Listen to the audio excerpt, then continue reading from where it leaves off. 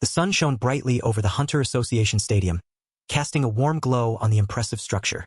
Inside, the atmosphere buzzed with excitement as cameras flashed and a voice called out, "Graduate Kim Hanul, please come up to the stage." The crowd's anticipation was palpable. A young man in a sharp suit stepped forward confidently. He had worked tirelessly to complete the Hunter's Den training course. The official on stage, a distinguished figure with silver hair, acknowledged his efforts and presented him with an E-rank Hunter license. Kim Hanul saluted, a sense of accomplishment washing over him. Finally, I'm becoming an official Hunter, he thought, feeling the weight of his dedication. I really poured my soul into this. Because he had awakened at the lowest rank, Kim Hanul had to study twice as much as everyone else to overcome his weaknesses. The pages of his well-worn books lay open, filled with notes and diagrams. As a result, his knowledge of dungeons and monsters became second to none. Images of fierce creatures with glowing eyes and sharp tusks filled his mind, a testament to his relentless dedication. The protagonist reflected, I guess hard work really does pay off. A sense of pride filled him as he thought, I'm finally becoming a real hunter. However, the distinguished figure with silver hair interrupted his thoughts, saying, Graduate, I believe you are mistaken. Confused, he responded, Excuse me? The official continued, An E-rank hunter is a hunter in name only. The young man stood frozen, his eyes wide with disbelief as the words echoed in his mind. The silver-haired official continued, his expression stern. No matter how much you study strategy and tactics with E-rank stats, you won't be able to take down even a single monster. The atmosphere shifted, a mysterious energy swirling around as the words monsters are blocked by monsters appeared, glowing with an ethereal light. Alone, the protagonist clenched his fists, frustration etched on his face. Fuck! He muttered under his breath, determination burning in his eyes. 7 years ago, on that fateful day, he decided to give up on being a hunter. The memory of that moment lingered as he read the message. Thank you for playing monsters block monsters until now. The reality of his situation hit hard, as he realized he was on the verge of losing his job once again. Sitting in his dimly lit room, the young man in a hoodie sighed deeply, frustration evident in his voice. This is insane. If this fails too, how am I supposed to make a living? He exclaimed, running a hand through his hair. The promise of rewriting the history of the defense game genre seemed distant now. How can it just go under like this? He wondered, staring at the screen that announced the termination of the service for MBM as of 11 o'clock p.m. The new career he had found after giving up on being a hunter was slipping away. The game, Monsters Block Monsters, had been his refuge. The vibrant start screen displayed a castle surrounded by various creatures, a world he had immersed himself in. Within the game, countless monsters were implemented, each with unique abilities. The player, tasked with recruiting these creatures, used them strategically to block other monsters in this defense game. It was a world of strategy and imagination, a place where he had found purpose after leaving his hunter dreams behind. At first glance, the game appeared to be a simple defense setup, with a castle at its center surrounded by a path where various creatures roamed. However, the complexity lay in the numerous variables to consider, such as monster affinities, combinations, placement, and attack timing. Upgrading the recruited monsters was essential, yet the success rate was atrocious, making progress difficult. The even bigger issue was looming. No matter how well a monster was raised, if it died once, it reset, embodying the harsh nature of a roguelike defense game. The screen flashed a defeat message, signaling the end of all stages. The protagonist reflected on the game's reputation, understanding why it was often labeled a trash game. The balance was indeed garbage, adding to his frustration. The screen displayed a surprising outcome. A 3-star ogre lay defeated beneath a triumphant 1-star goblin, illustrating the unpredictable nature of the game. The young man stretched, a wry smile on his face as he muttered, The developer must be a total sadist. Despite the game's reputation for its insane difficulty, he couldn't help but feel a strange admiration for its complexity. He leaned back, reflecting on his role as a broadcaster of this challenging game. It was more than just a pastime. It was his livelihood, a testament to his status as a hardcore veteran. Lying back in his chair, he sighed deeply, contemplating his future. Even if I couldn't cut it as a hunter, I could make a living thanks to this game. What am I supposed to do now? The uncertainty weighed heavily on him, as he stared at the ceiling, lost in thought. The chat window buzzed with activity as viewers commented on the final day of the game. TichLASTVTRAN noted the burnout, while BLOCKINGSHITWHIT questioned the choice to play such a game. TRSHMSDLKR casually asked if it was the final broadcast. The protagonist, sitting in his dimly lit room, greeted his audience with a smile. Yes, hello everyone, he said, trying to maintain his usual upbeat demeanor. A message from TJLASTVTRAN popped up, asking what he planned to do next. As he pondered the question, TRSHMSLKR chimed in, joking about his hunter license ensuring he wouldn't starve. Another viewer, MONSTRBLOCKINHUNTR, inquired if he would return to being a hunter. The young man felt a bead of sweat form on his brow, the pressure of the decision weighing on him. He hesitated, admitting, "Well, it's true that I'm a hunter, but..." His voice trailed off as Alibaba teased him for being humble. Meanwhile, BLSHID questioned if he had earned enough as a hunter to stream games as a hobby. BLDISSTRONGST added that they had anticipated this moment since he started playing these games. The young man sat silently, contemplating his next move. The young man, with a contemplative expression, considered his options. A hunter. I am considering it. He thought, though the reality of his situation weighed heavily on him. He knew he could never reveal to his audience that he was a failed E-rank hunter who couldn't even enter a dungeon. With a determined crack of his knuckles, he decided to push those thoughts aside. "Well, anyway," he muttered, trying to refocus his energy. Sitting up straight, he addressed his viewers with renewed enthusiasm. "Today is the last day of MBM, so I'm going to show you everything." His eyes gleamed with determination, ready to make the most of this final broadcast. He posed a question to his audience. Should we go for that challenge? The chat buzzed with excitement, as familiar names like THELASTVETERAN and TRASHGAMESTALKER encouraged him to take on the 100K mission. The young man knew that by that, he meant the main event of this game, and he was ready to dive in. The scene was set with a foreboding atmosphere as monstrous creatures emerged from a swirling gate, their wings casting shadows over a towering castle. The task was clear. Protect the castle from the relentless waves of beasts pouring out. The young man, hands poised over his keyboard and mouse, declared with determination, "Okay, I've got it. I'm starting the challenge right now." His fingers danced across the keys, ready to face the oncoming threat. He revealed his daunting goal, the 700th wave known as the Uncharted Territory. "This will probably be my last wave," he thought, acknowledging the gravity of the challenge ahead. Addressing his audience, he reminded them, "You all know how much money I spent to get this far, right?" The chat responded with enthusiasm, THELASTVETERAN, joking about donations funding his journey, while MONSTERBLOCKINGHUNTER encouraged a grand finale for the live broadcast.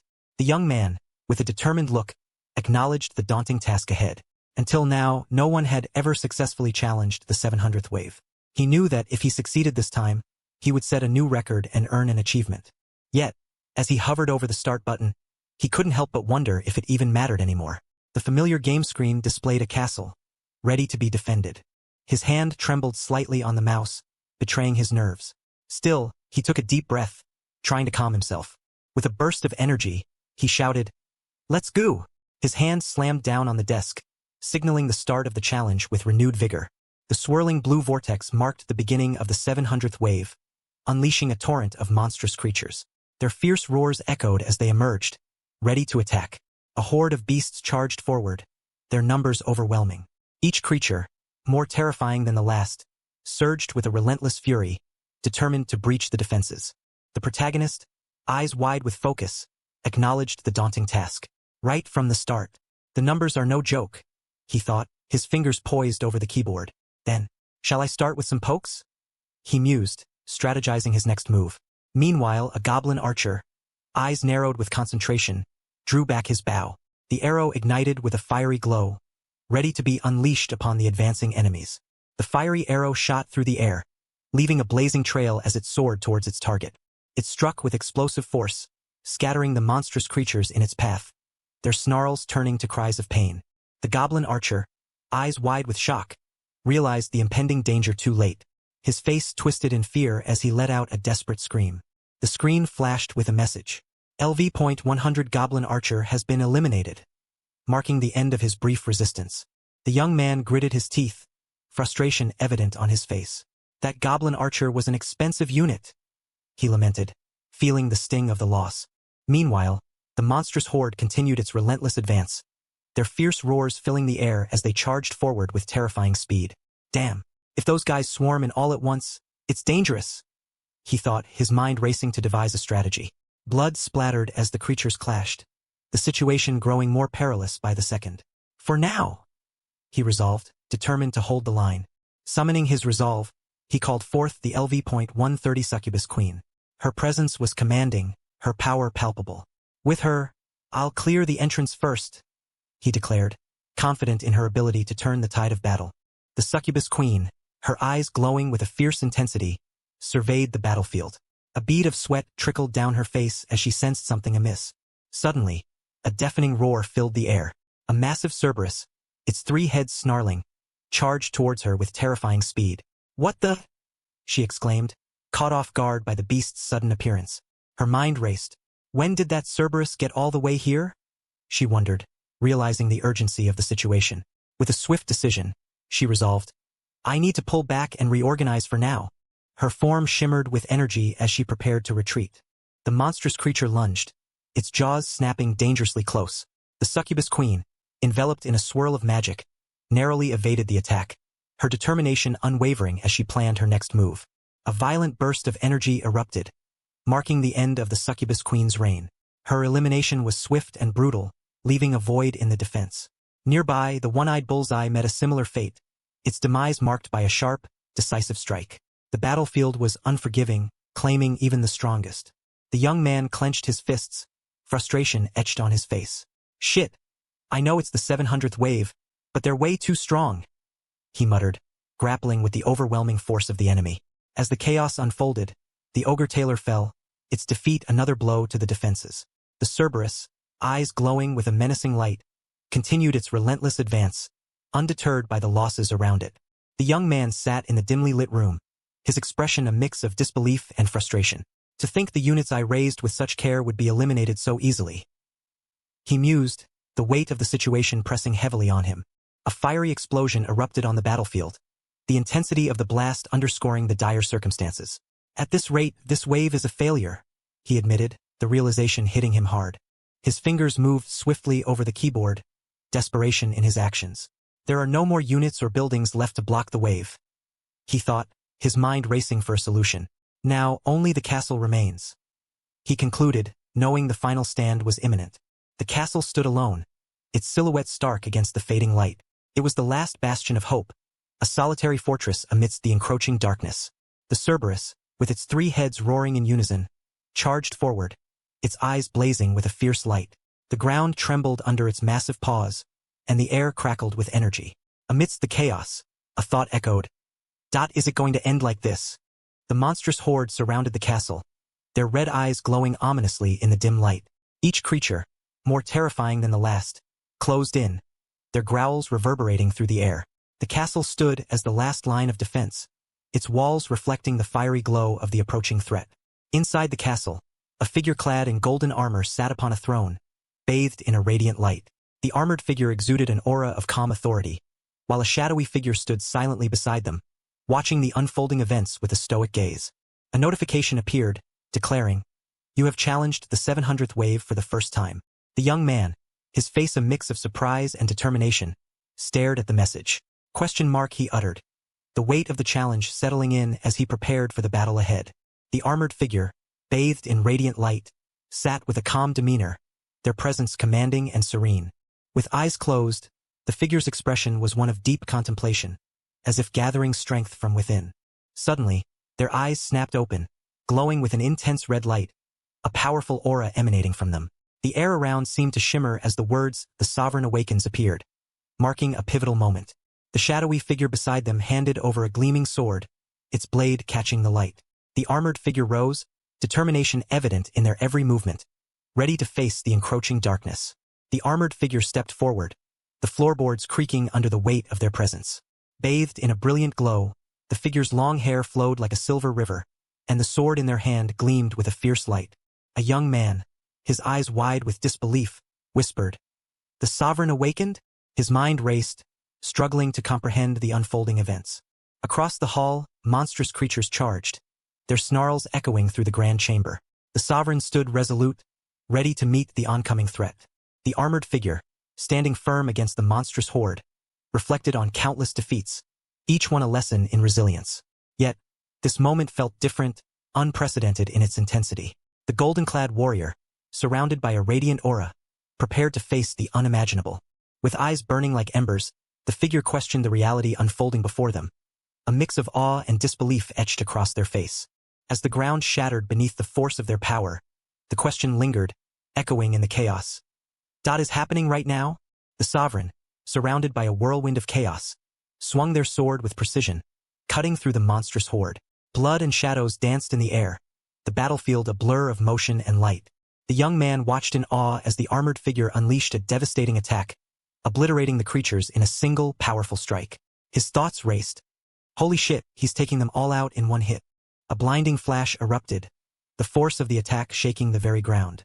The young man, caught off guard, exclaimed, "Yua, wait a minute."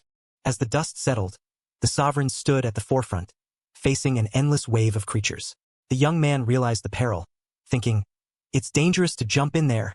The sovereign, with a fierce determination, launched into the air, their golden armor gleaming under the intense light. The sword in their hand blazed with fiery energy, creating a trail of flames as they swung it with precision.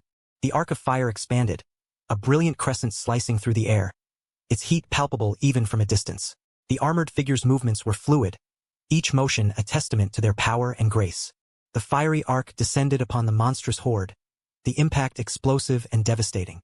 Flames erupted, consuming everything in their path, the ground trembling under the force of the attack.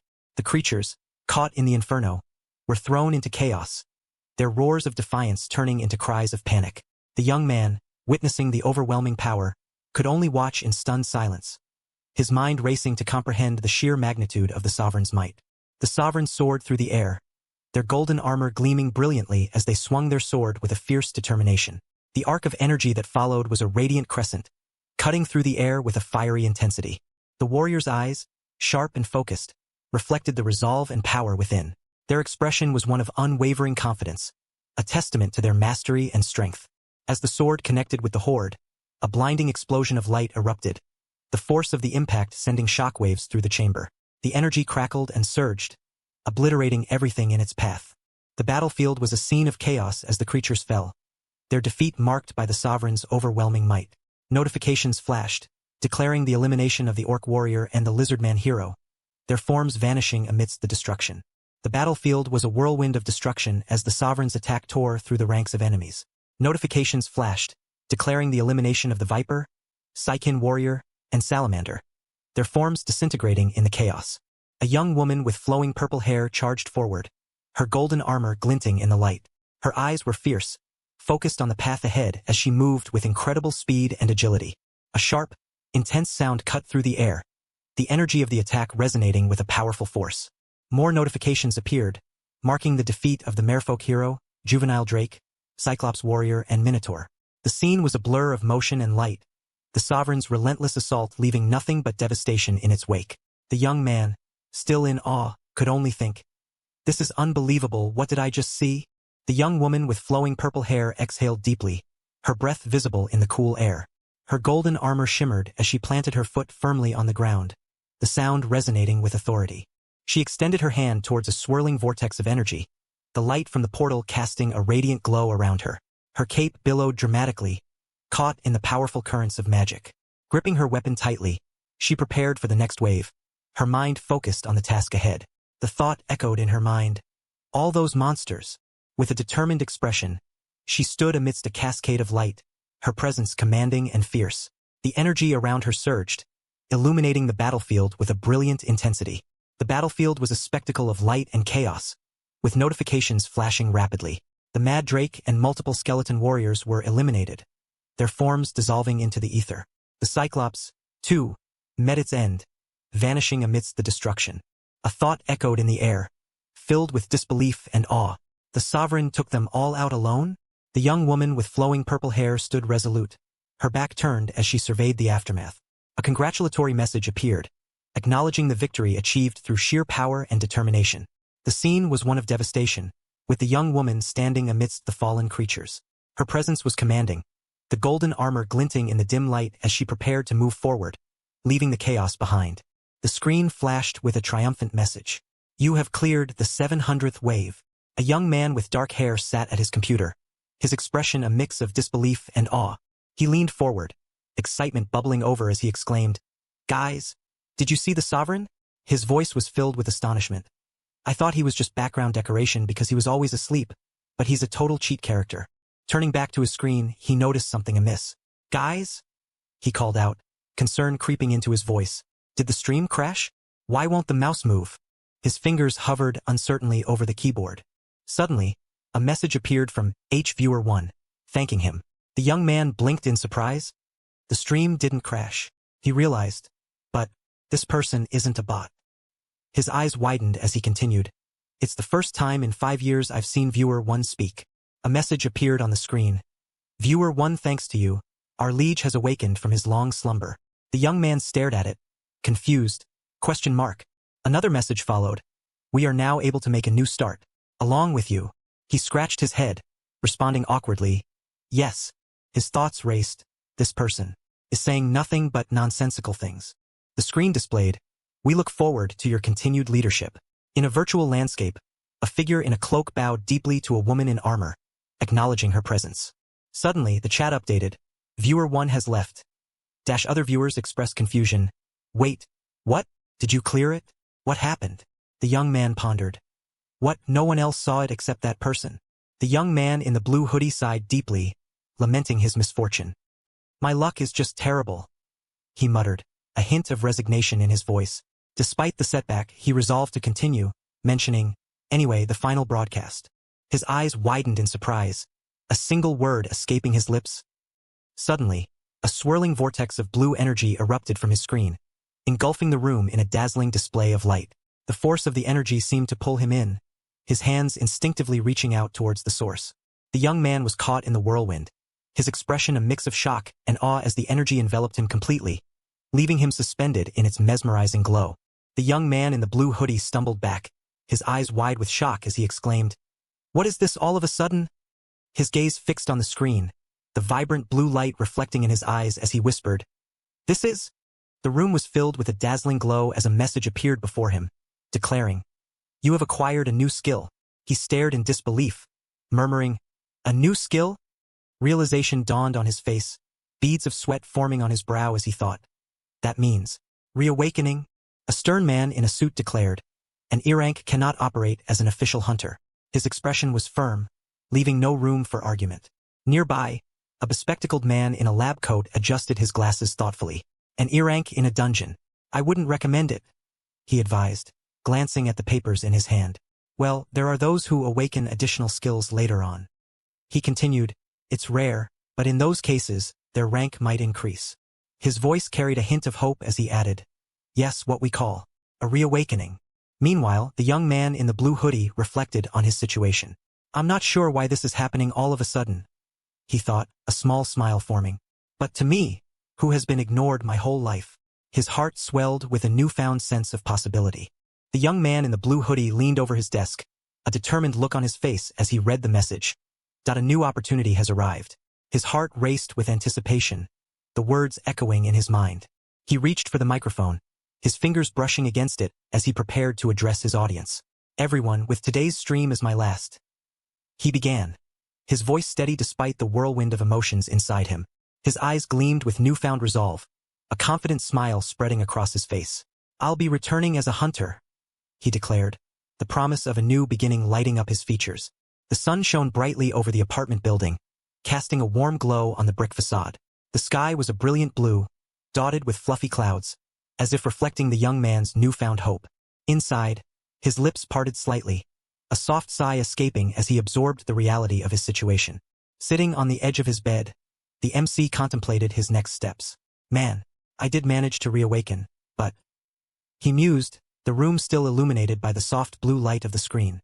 The status window hovered before him, displaying his details. Name, Kim Hanel, age, 28, gender, male. His stats were modest with a new skill level 1 regeneration listed. Despite the uncertainty, a sense of determination filled him as he considered the possibilities ahead. The MC looked at the screen, confusion etched on his face. None of my stats changed? He wondered aloud, disappointment creeping into his voice. I was expecting something from a reawakening, but this is just... His gaze shifted, catching a glimmer of light. ? He murmured, curiosity piqued by the sudden notification. The system window appeared before him, asking, Would you like to check the new skill information? The options to accept or decline hovered invitingly. Sitting on his bed, he stared at the message, pondering his next move. Information about new skills? He repeated, the possibilities swirling in his mind as he considered the choice before him. The MC grinned widely, his eyes sparkling with excitement. All right, he exclaimed, dismissing his earlier disappointment. Who gives a damn if my stats didn't go up? His confidence surged as he continued. If a high-ranking skill pops up, stats won't even matter. With determination, he reached out and tapped the accept button on the screen, his finger glowing with a faint blue light as it made contact. A new window appeared, displaying the words new skills with two intriguing options. Deal with the sovereign and conversation with the sovereign. He stared at the screen, confusion mingling with curiosity. Question mark, he muttered, trying to make sense of the unexpected skills. Deal and conversation with the sovereign? The MC stared at the screen, his finger hovering over the options. I've never seen skills like these before, he thought, intrigued by the possibilities. Well, I'll find out once I activate them. He decided to start with the one already active, deal with the sovereign. With a determined tap, he activated the skill. The screen shimmered, displaying the message, activating deal with the sovereign. Suddenly, a red notification flashed before him. Insufficient gold. Skill cannot be activated due to a lack of gold. Confusion spread across his face, his eyes wide with disbelief. He murmured, trying to comprehend the unexpected obstacle. Frustration boiled over as the MC sprawled across his bed, exclaiming, "Fuck it. I got my hopes up for nothing," he lamented. "I finally got new skills and I can't even use them." His eyes narrowed in thought, realizing, it's not like I can ask anyone about this. A glimmer of hope sparked as he considered. Wait, if it's that person. Determination returned as he gripped the armrest of his chair, thinking, they might know something. The screen displayed a message from viewer 1, expressing gratitude to what kind of trash game is this. The MC sat at his desk, illuminated by the glow of his monitors. He recalled the strange sense of anomaly he had felt earlier, pondering its significance. With a decisive click, he initiated a live stream, hoping for answers. Please, come in, he thought, inviting his audience to join him. As the stream began, a notification appeared. Viewer 1 has joined the stream. The familiar greeting from viewer 1, "Good morning, what kind of trash game is this?" brought a sense of relief. He's here, the young man thought, feeling a surge of anticipation. The MC felt a sense of anticipation as he thought, it's like he was waiting to join. A small smile played on his lips as he greeted, "Yes, hello, viewer 1. He quickly locked the stream, ensuring privacy. "I've locked the stream for a moment. There was something I wanted to ask you, viewer 1, he said, leaning forward with a serious expression. The response came promptly, "Yes, feel free to speak, what kind of trash game is this?" His mind raced as he considered the connection. My skills appeared right after talking to this person. His eyes narrowed in concentration, piecing together the puzzle. Which means, he thought as a message from viewer 1 appeared, "We look forward to your continued leadership." Below, two figures stood in a misty landscape, one bowing respectfully to the other.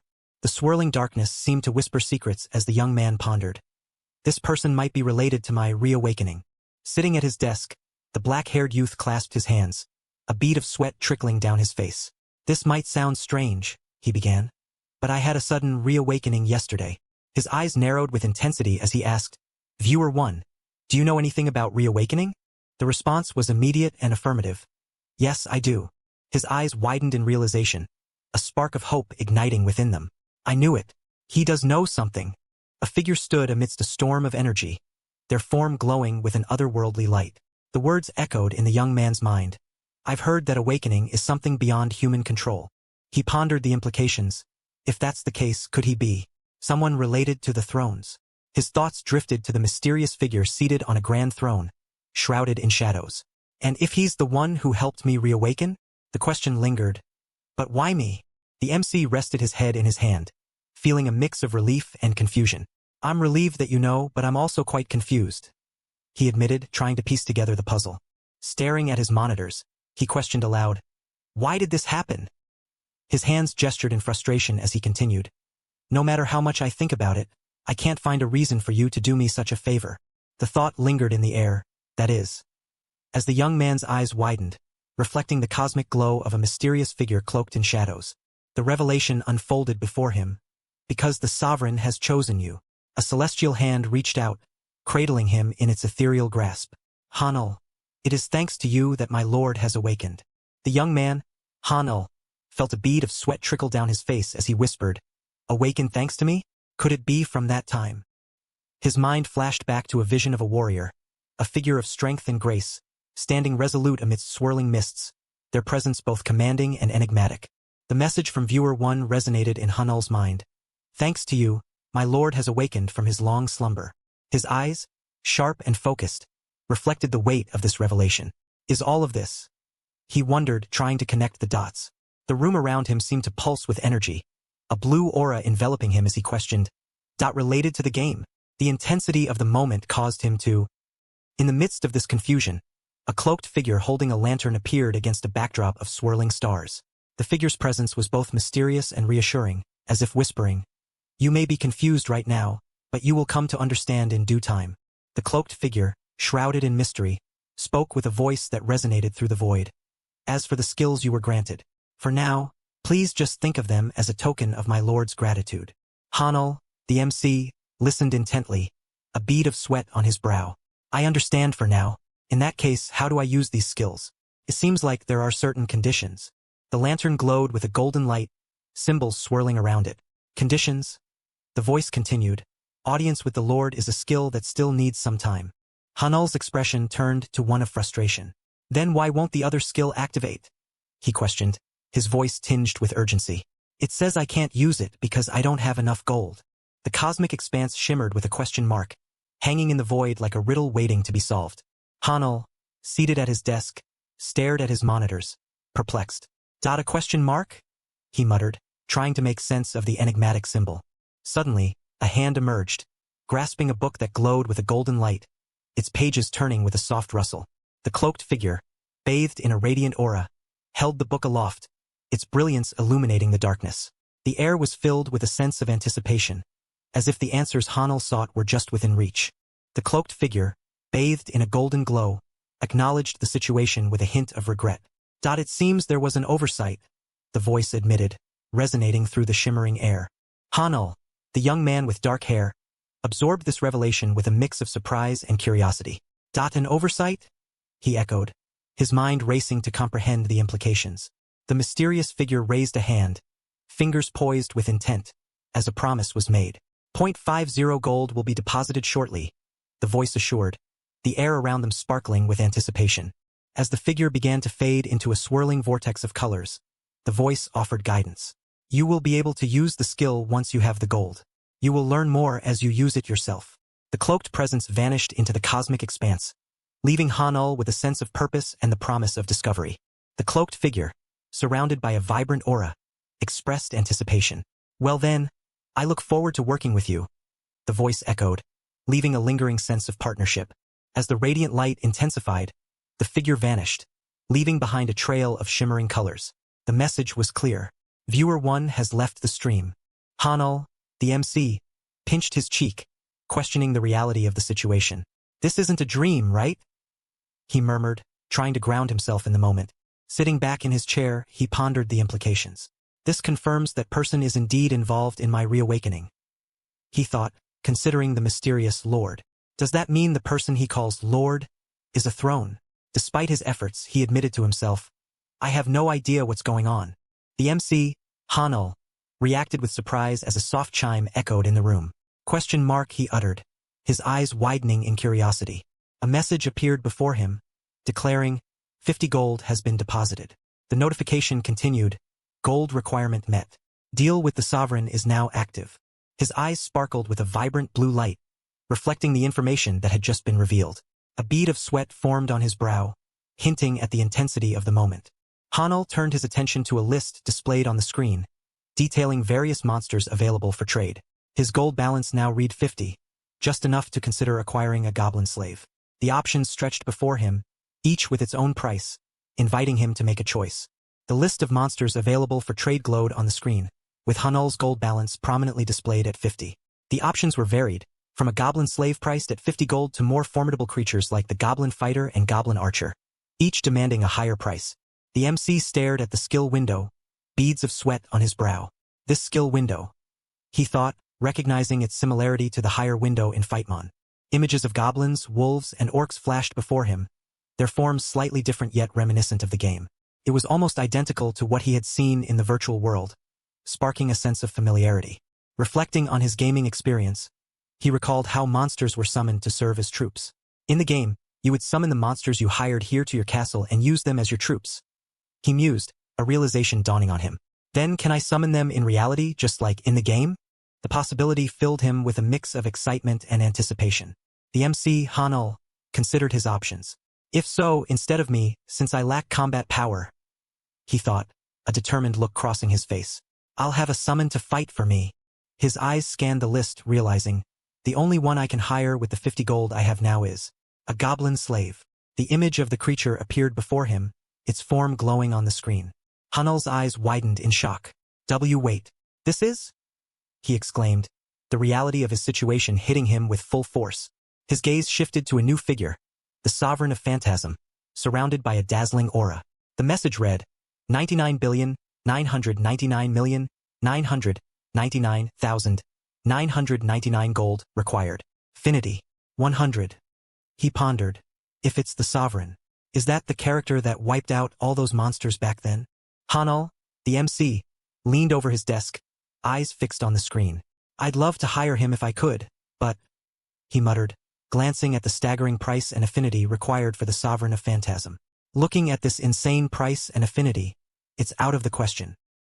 His lips tightened as he whispered, but, he pondered deeply, if this really works like MBM and summons hired monsters, how am I supposed to earn the gold needed for this? His mind raced with possibilities as he sat back in his chair, contemplating the challenge ahead. Let's think, he resolved, recalling his gaming experience. In the game, he remembered, there were 2 ways to obtain gold in the MBM game. The memory of achieving a clear rank S and earning 150 gold flashed vividly in his mind, sparking a glimmer of hope. The young man recalled the methods from the game, clearing dungeons or hunting monsters to sell their loot for gold. The image of a bloodied wolf and a pile of gold coins flashed vividly in his mind. If the same principles applied to reality, he realized, then to earn gold he would have to hunt real monsters. The thought weighed heavily on him as he considered the implications. Before him loomed a terrifying vision of monstrous creatures, their forms towering and menacing. He stood small and resolute, contemplating the daunting task ahead. The problem, he acknowledged, was his current lack of strength. With his stats, even capturing the lowest-grade monster seemed an insurmountable challenge. In that case, he pondered, a new plan began to form in his mind. The image of the goblin slave materialized before Hanul, its form glowing with an eerie light. This creature, though not impressive, was his only hope. With a determined finger, he selected the option, the words goblin slave. 50 foot confirming his choice. He hesitated for a moment, wondering if this decision would truly be helpful. As the transaction completed, a message appeared, announcing that he had successfully hired the goblin slave. The text reassured him that hired monsters could be resummoned without additional gold consumption. A swirling vortex of energy began to form, signaling the summoning process. The room filled with a brilliant blue light as the summoning intensified. Hanul shielded his eyes, astonished by the spectacle. A monster is actually being summoned? He thought, the reality of his actions dawning on him as the energy swirled around him. The young man shielded his eyes from the intense blue light swirling around him. He was taken aback by the sheer power emanating from the summoning. But, he thought, questioning the unexpected strength. His eyes widened in disbelief, the realization hitting him hard. Since when did a goblin slave give off such a powerful aura? He wondered, sweat forming on his brow. His gaze focused intently, trying to comprehend the situation. This guy is? He exclaimed internally, the revelation leaving him stunned. Outside, the sun shone brightly over a towering skyscraper, its glass windows reflecting the clear sky. Inside, fingers danced swiftly over a keyboard. Hunter Kim Hanul. A voice spoke, the name echoing with significance as the keys clacked rhythmically. The screen displayed the profile of Kim Hanul, a 28-year-old male with the rank of E. His exclusive skill, Regeneration Level 1, was highlighted, yet his hunter activity history remained at 0. Seated across from a woman at a desk, he listened as she confirmed his status. You're an E-rank hunter and you'll be operating solo, correct? She asked, her fingers poised over the keyboard. He nodded. Yes, please register me as a solo player. The woman acknowledged his request. Understood. You said this is your first request. He hesitated briefly before responding. Yes. She continued. All right, then there are currently 4 available.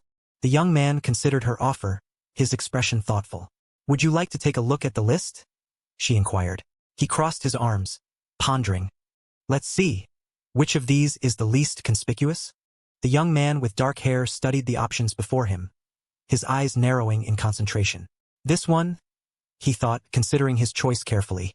With a decisive nod, he pointed at the screen, declaring, "I'll go with this."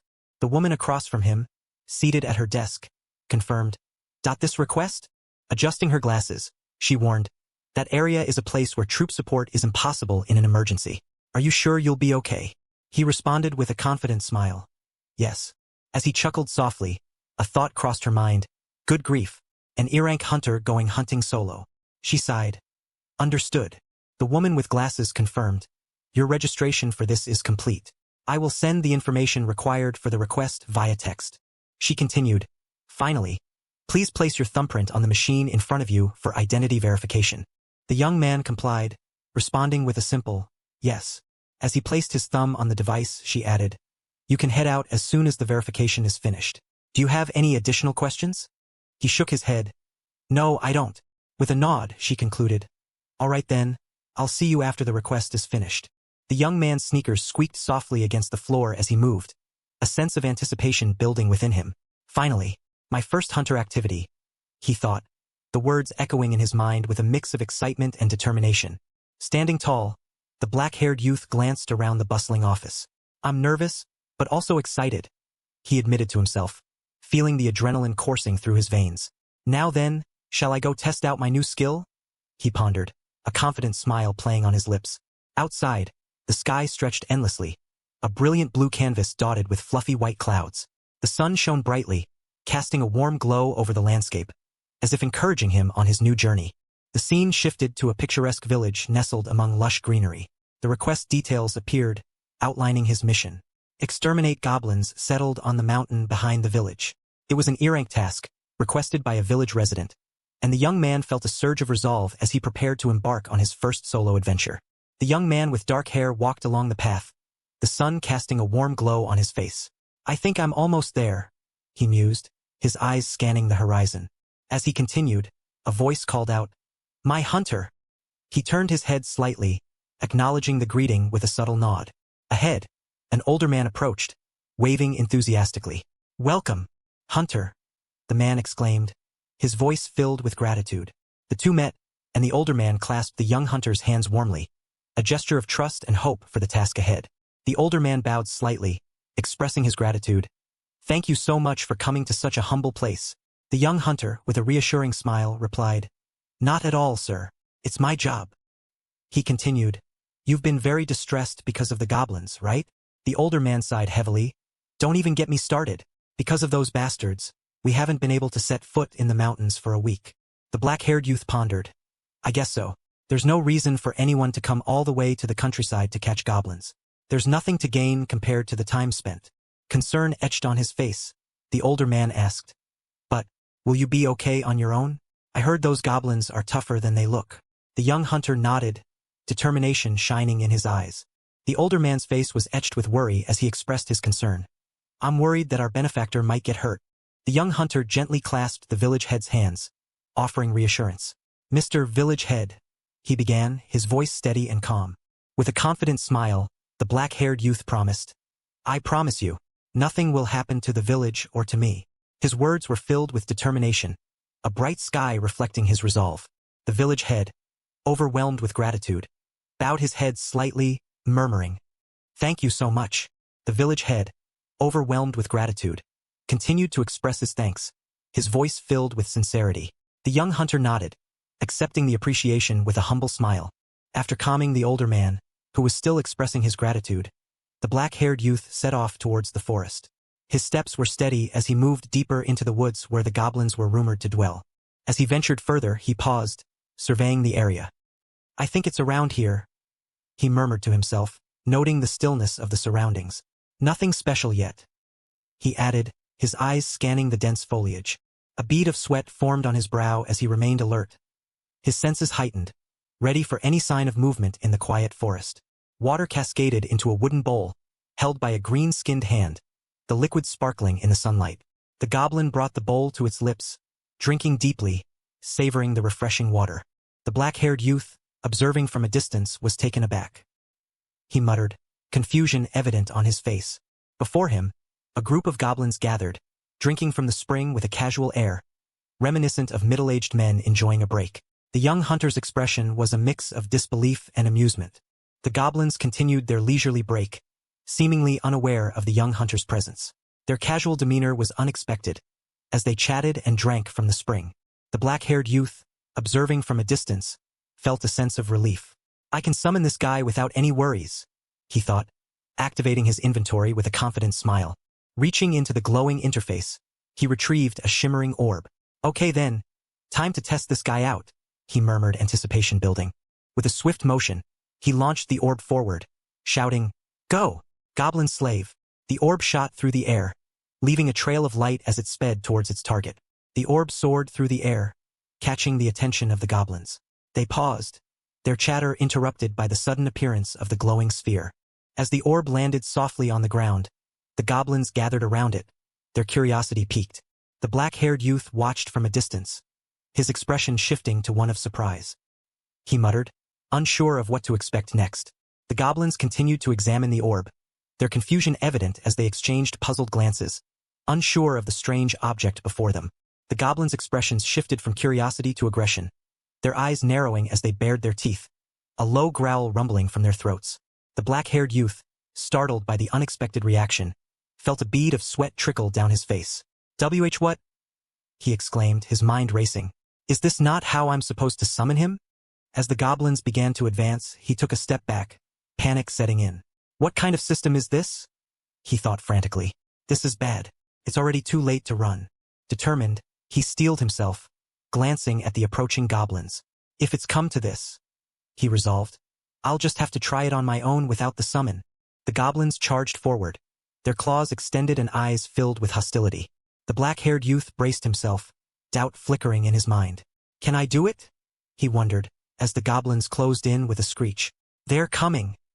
With a determined shout, he launched himself into action, his voice echoing through the forest. You-wah!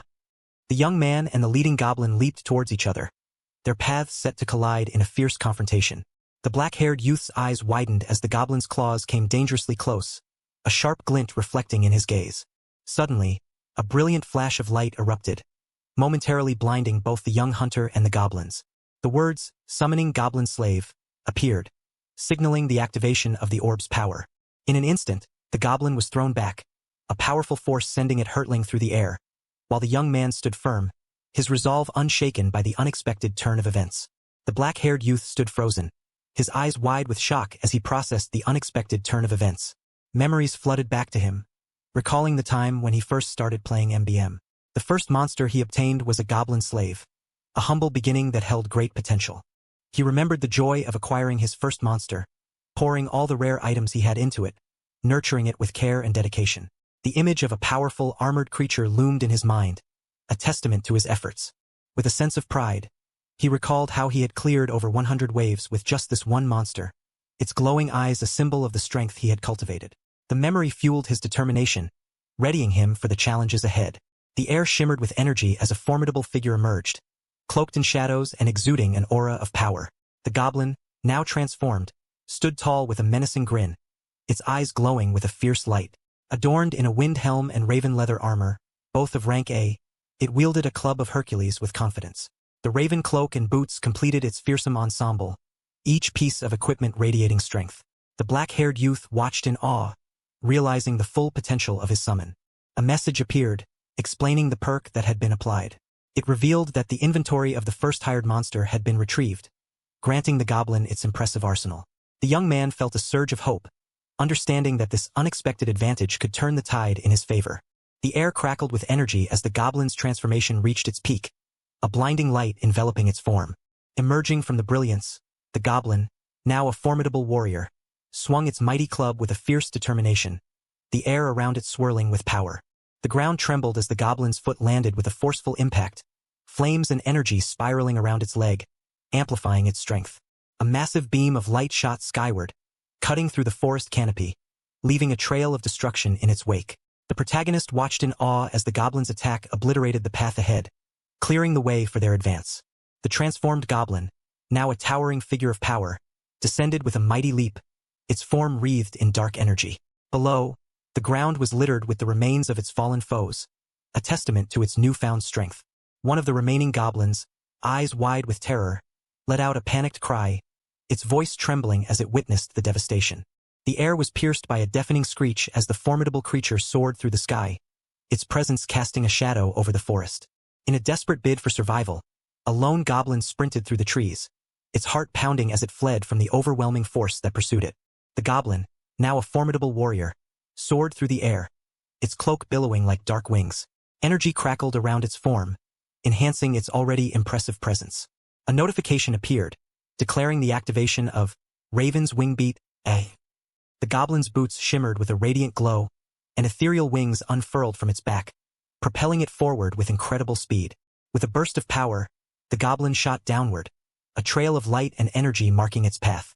The air around it shimmered with intensity as it descended like a meteor, its eyes locked on the target below. The ground erupted in a shower of debris as the goblin landed with explosive force, the impact sending shockwaves through the forest. Nearby, a lone goblin fled in terror, its heart racing as it tried to escape the overwhelming power that had just been unleashed. The air crackled with tension as the goblin's eyes glowed with a fierce red light, its gaze locked onto the fleeing figure. With a swift motion, the goblin unleashed a whirlwind of energy, the force of its attack tearing through the landscape, scattering debris in all directions. Amidst the chaos, the armored goblin emerged, a confident smirk on its face as it watched its adversaries fall, their forms flung aside like ragdolls. The protagonist stood at the edge of the clearing, his eyes wide with disbelief as he surveyed the aftermath, the once formidable foes now lying defeated. "No way," he muttered, unable to comprehend the sheer power on display. The protagonist, his face a mix of shock and disbelief, whispered to himself, "Gono was that strong." Sweat trickled down his face as he tried to process the overwhelming power he had just witnessed. Nearby, the goblin's sharp profile was visible, its expression unreadable as it surveyed the scene with a calm demeanor. The armored goblin approached, its footsteps heavy and deliberate. The protagonist, still reeling from the encounter, stammered, "Gee, good job." The goblin responded with a series of guttural sounds, "Kiruk, Kiruk," as it continued its advance. Suddenly, the protagonist felt a tug on his sleeve. He turned, eyes widening in surprise. The goblin stood before him, its hand gripping his shirt. "Wait, don't tell me," he began, his voice trailing off as realization dawned.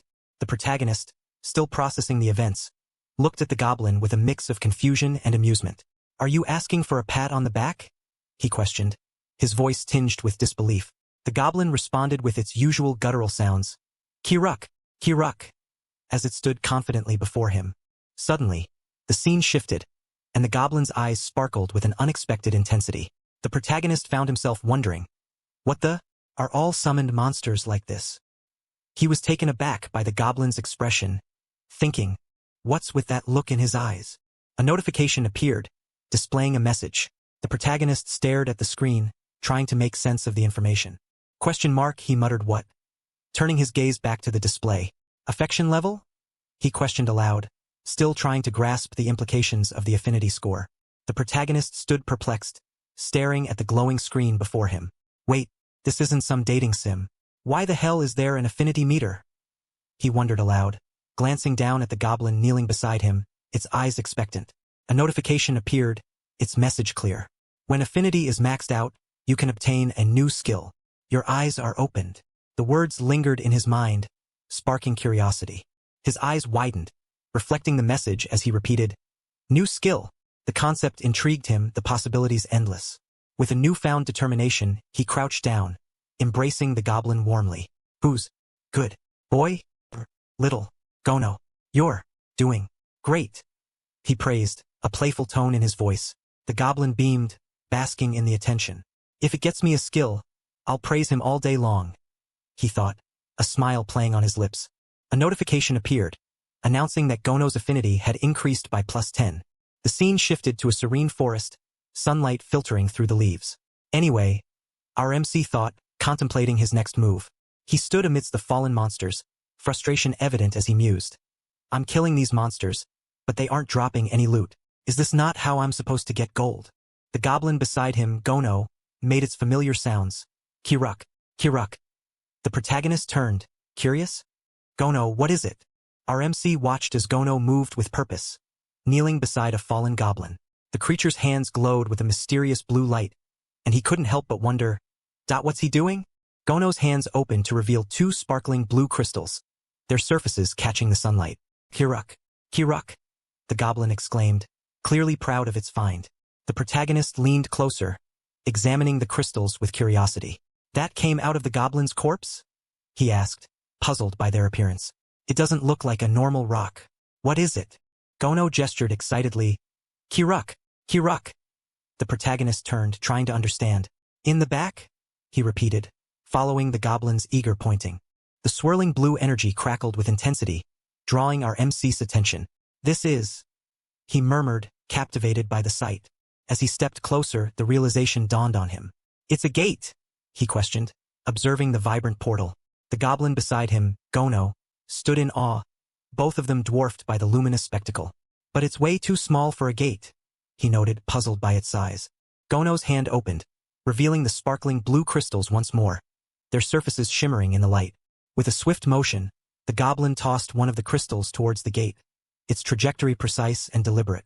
The swirling blue energy intensified, symbols glowing brightly as the portal reacted to the crystal's presence. A notification appeared, detailing the transaction. Selling 3 lowest-grade mana stones. The Lord's Castle of Illusions has deposited 30 gold. The protagonist, with a thoughtful expression, pondered the revelation. ? He mused, realization dawning on him. Right, I get it now. Unlike in the game, he understood that monsters in reality dropped mana stones instead of loot. Images of various creatures flashed in his mind, each holding the precious stones. That's how I get gold. By selling those, he concluded, a newfound clarity guiding his actions. The protagonist patted Gono on the head, a smile on his face. All right, good job, Gono, he praised, as the goblin blushed with pride, responding with a cheerful Kiruk. A notification appeared, indicating that Gono's affinity had increased by 5. Our MC surveyed the scene, satisfied. Good, got the gold. Now let's collect the proof for the quest, he said, as they stood amidst the fallen goblins. Gono echoed with another Kiruk. First, the protagonist began, his gaze shifting to the forest ahead, determination in his eyes. The trees swayed gently, birds taking flight into the clear sky. The protagonist and Gono stood in the forest, the trees towering around them as a sudden, ominous symbol appeared in the sky. He looked up, startled, beads of sweat forming on his brow. What the? He exclaimed, his mind racing. Were there more monsters nearby? The forest path ahead seemed darker, shadows creeping in as the sound of rustling leaves echoed around them. Suddenly, the ground split open with a deafening crack, a blinding light erupting from the fissure, sending debris flying in all directions. The forest erupted with a cacophony of noise as trees splintered and fell, the protagonist and Gono bracing themselves against the onslaught. Sweat trickled down his face as he realized the magnitude of the threat. This isn't some damn goblin. It's something way bigger, he thought, his eyes scanning the shadows. His heart pounded in his chest, the anticipation of what was to come etched on his face. A massive silhouette loomed before them, its presence casting an ominous shadow over the pair, the air thick with tension. Our MC stared in disbelief at the massive creature before him. Holy shit! He exclaimed, his voice barely a whisper against the forest's ominous silence. The ogre, towering and menacing, clutched a massive club, its eyes glowing with a fierce intensity. Why the hell is an ogre here? He wondered, panic rising in his chest. He quickly assessed the situation, his mind racing. This thing only shows up in B-rank quests or higher, he thought, recalling the creature's formidable reputation. The rank B symbol hovered ominously beside the ogre, a stark reminder of the danger. What the hell is it doing in an E-rank quest? He questioned, confusion mingling with fear. Sweat trickled down his brow as he tried to make sense of the anomaly. Wait, he murmured, a sudden thought striking him. His eyes narrowed, focusing intently on the creature. The ogre's face twisted in a snarl, revealing deep gashes and scars that marred its skin. ? He muttered, noticing the wounds. Deep gashes, and scars aimed right for its vitals. He observed, realization dawning on him. The creature had been in a battle, and it wasn't unscathed. The protagonist, his face tense with concentration, pondered the ogre's condition. Did it already come from another fight?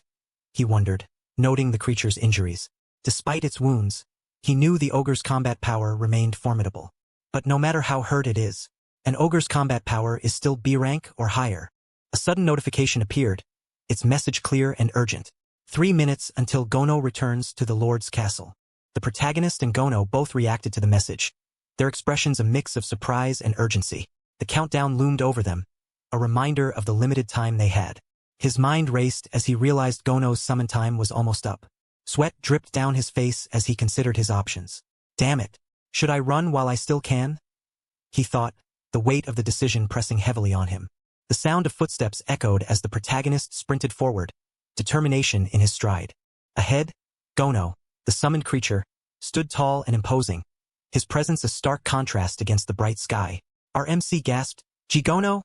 as he realized the creature's formidable size and power. The ogre, with its massive frame and menacing club, faced Gono, its eyes filled with a fierce challenge. The tension between the two was palpable, each sizing the other up. Gono's expression was calm yet intense, while the protagonist, sweat trickling down his face, questioned, "You want me to trust you?" His voice carried a mix of disbelief and hope, as he weighed the odds of their survival against the ogre's might. Our MC steadied himself, determination etched on his face. Right, he thought, his gaze fixed on the ogre. For now, all I can do is trust Gono. The massive creature loomed ahead, its presence a daunting challenge. "Please, win this," he silently urged, as a powerful energy surged around him. The skill, Raven's Wing Beat, activated with a burst of vibrant blue light, propelling him forward with incredible speed. The air crackled with energy as he shot towards the ogre, the force of his movement tearing through the ground beneath him. The ogre braced itself, its eyes narrowing in anticipation of the impending clash. With a roar, the ogre bared its fangs, its red eyes blazing with fury. The two forces collided, the impact sending shockwaves through the air. As the battle for survival reached its peak, the ogre, muscles rippling with power, swung its massive club with a fierce determination, the air around it crackling with the force of its attack. The protagonist, enveloped in a vibrant blue aura, surged forward with incredible speed, his form a blur as he closed the distance between them. With a swift, agile movement, he twisted in mid-air, the energy around him intensifying as he prepared to strike. The ogre, caught off guard, looked up, its red eyes wide with surprise.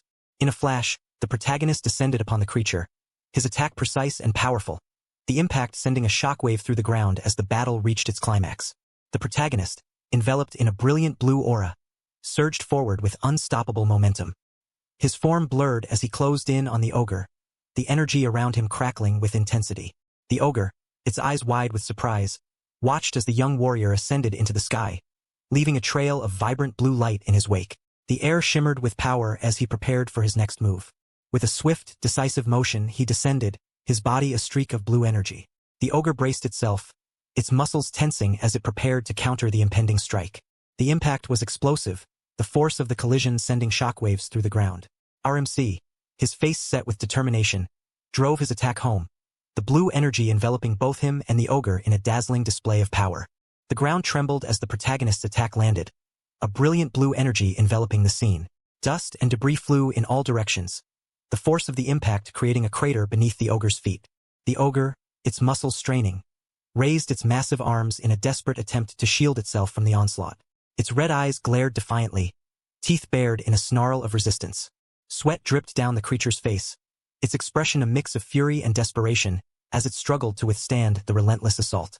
The young warrior's determination was unwavering, his energy unyielding. Suddenly, a burst of red light erupted from the ogre's chest, a sign of its defenses faltering. The creature staggered, its strength waning under the relentless pressure of the attack. The ogre's massive fist clenched tightly, red energy crackling around it as it let out a deafening roar, its defiance echoing through the battlefield. The young warrior, his face set with fierce determination, charged forward, his blue aura blazing brightly. His eyes narrowed with focus, he prepared to unleash another powerful strike. With a burst of speed, he launched himself into the air, the blue energy trailing behind him like a comet. The ground shook as he descended, the impact creating a shockwave that rippled outward. The protagonist's eyes widened in surprise, a moment of realization dawning upon him as he witnessed the aftermath of his attack. RMC, his energy surging, dashed forward with incredible speed, the ground cracking beneath his feet as he propelled himself towards the ogre. The creature, caught off guard, was lifted off its feet, its massive form tumbling backward through the air. As the ogre crashed to the ground, the warrior descended upon it, his blue aura flaring with renewed intensity. The impact was thunderous, sending debris flying in all directions. With a confident smirk, the protagonist's eyes glowed with determination, his victory seemingly assured as the blue energy enveloped him. The protagonist, his eyes wide with surprise, stared at the scene before him, a bead of sweat trickling down his face. Below, the massive ogre lay defeated, the blue energy still crackling around its fallen form. A voice called out, "Gono!" as another figure rushed towards the battlefield, concern etched on their face. The MC, now standing beside a small green creature, smiled warmly. "You did it. Good work, buddy," he praised. As the creature responded with a cheerful, "Kiruk, Kiruk," a digital display appeared, counting down 5 seconds until Gono returns to the Lord's castle. The young warrior's hand glowed with a brilliant blue light, the energy swirling within his grasp. The small green creature, Gono, held the glowing orb aloft, its eyes gleaming with satisfaction. "Kiruk!" it exclaimed, as the countdown continued. 2 seconds remaining. The MC smiled warmly at Gono. "Thanks, Gono. See you next time," he said, as the creature responded with a cheerful, "Kiruk, Kiruk." The digital display announced, "The goblin slave is returning to the Lord's castle." As the blue light enveloped Gono, the protagonist knelt, watching the orb vanish. Cool down until next summon. 24 hours. The display concluded. The young warrior, holding 2 glowing blue orbs, contemplated his next move. "All right, let's see what I can get for this," he mused, reflecting on the recent battle. Taking down an ogre, that was a hell of a haul. But how do I deal with the gate? His attention was drawn to a swirling blue portal nearby. Question mark, he uttered, curiosity piqued by the mysterious phenomenon. Standing before the portal, he realized its purpose. "I guess this window pops up automatically once I get a mana stone," he concluded, understanding the connection between his actions and the portal's appearance. The portal shimmered with energy, a pathway opening up, inviting him to step through and discover what lay beyond. The young warrior watched as the digital display updated, announcing the sale of 1 low intermediate mana stone. The Lord's Castle of Illusions deposited 100 gold, bringing his current total to 130. A new message appeared, highlighting the first-time sale of a mana stone containing an ogre's soul. The system began calculating a bonus reward for this unique transaction. As the calculations concluded, additional rewards were processed, including an ogre soul shard and an enchanted weapon enhancement scroll. The MC looked up, curiosity piqued. "Additional settlement?" he wondered aloud. A notification chimed, revealing that the Lord's Castle had granted him 1 premium gacha ticket. He pondered the new opportunity, murmuring, "A gacha ticket," as he considered the possibilities it might bring. The premium gacha ticket shimmered in the air, a rare opportunity in the world of mangaMangacapped. It was the only way to obtain rare items, yet its infamously low drop rates frustrated many players. Suddenly, a burst of blue energy crackled around him, the air charged with anticipation. RMC, holding the ticket, watched as a treasure chest materialized before him, swirling with vibrant colors. "So this is that notorious ticket?" he mused, intrigued by its potential. As he lifted the chest, he pondered aloud, "Even if I pull something rare, everything from the system can only be used by monsters, right?" A notification appeared, clarifying that items obtained through gacha could also be equipped by the user. He reacted, surprised by this unexpected revelation. The young warrior held the shimmering treasure chest, his eyes wide with surprise. "Wait, players can wear this too?" he exclaimed, the realization dawning on him. As he pondered the implications, his mind raced. "Hold on, that means the gear that turned a damn goblin into a god. I can use it myself." The thought was both thrilling and daunting, as he recalled the power such items could bestow. He turned his attention to the digital display, which confirmed the presence of 1 premium gacha ticket. Could this be my chance? He wondered, the possibilities swirling in his mind. Suddenly, a voice called out, "Over here!" Startled, he glanced to the side, his eyes narrowing in focus as he tried to locate the source of the call. Voices echoed through the forest, alerting the young warrior. Voices? Someone's coming, he thought, deciding that the ticket would have to wait. A group of armored figures charged through the trees, urgency in their steps. "Ma'am, the tracks lead this way," one of them shouted, his voice carrying over the rustling leaves. The leader, a determined woman, urged them on. "Stop talking and focus on finding that ogre." Their boots pounded the ground, following the trail with precision. "The ogre's trail definitely leads," the man began, but his words were cut short as he halted abruptly. Confusion spread across his face as the woman behind him questioned, "What? Why'd you stop?" Her eyes widened in surprise as she locked eyes with the MC, who stood before them, equally startled. Question mark, they both uttered. The unexpected encounter leaving them momentarily speechless. The protagonist stood before the massive, fallen ogre. Its body sprawled across the path. The air was still, save for the faint hum of the blue energy surrounding him. Behind him, the group of armored figures approached, their eyes widening at the sight. Leading the group was Yoon Soo Dash, the determined leader of Team 2 from the Pongbeek Guild. Her presence was commanding, and her team followed closely, their expressions a mix of surprise and curiosity. The MC recognized her immediately. Wait, that's Yoon Soo, from the Pongbeek Guild? He thought, realizing they must have been hunting the ogre as well. The situation was becoming complicated, and he could sense the tension rising. As he turned to face them, a voice called out, "Hey, wait a second." The urgency in the call made him pause, unsure of what would come next. The armored figures moved swiftly, their boots crunching against the forest floor as they approached. The MC stood amidst them, his eyes meeting those of the stern man in armor. The group halted, and the man spoke with authority. "We're with the Pongbeek Guild. This ogre is an abnormal species we've been tracking." The determined woman, Yoon Soo Dash, stepped forward, her gaze piercing. "Tell me, did you take this thing down?" she demanded, her voice carrying a mix of curiosity and challenge. The protagonist felt a bead of sweat trickle down his temple. Damn it, he thought. Is she picking a fight because I stole her kill? How the hell? How do I get out of this? His mind raced, searching for a way to navigate the tense situation. The protagonist stood before the massive ogre, its lifeless body sprawled across the path. The armored figures from the Pongbeek Guild approached cautiously, their eyes wide with disbelief. Yoon Soo Dash, the determined leader, studied the scene intently. Her gaze shifted from the fallen creature to the young man, her mind racing with questions. He really took that thing down alone? She wondered, her expression a mix of awe and skepticism. Even as she processed the scene, she couldn't help but acknowledge the ogre's formidable strength. Even if it was wounded, that ogre is at least B rank, she thought, her eyes narrowing as she assessed the situation. Memories of their previous encounter with the beast flashed through her mind. The 3 B-rank hunters, including herself, had struggled against the ogre's might, unable to land a single blow. The realization of the young man's feat left her both impressed and wary. The young woman with piercing eyes assessed the situation, her thoughts racing. He's got the skills of an A-rank minimum, she mused, acknowledging the protagonist's prowess. A bead of sweat trickled down her temple as she added, "Yeah, for now." The protagonist stood firm, his expression calm yet curious.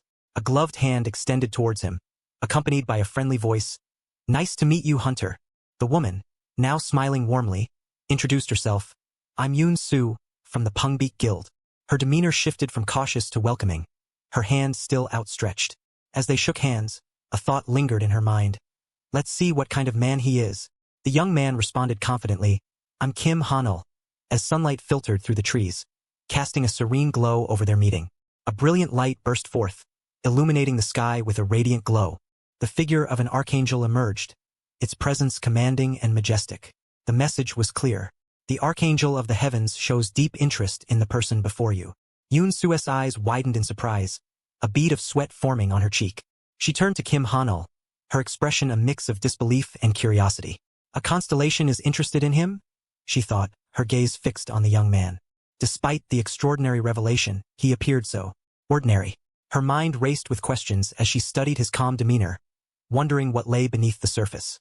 The group stood before the fallen ogre, its massive form sprawled across the forest floor.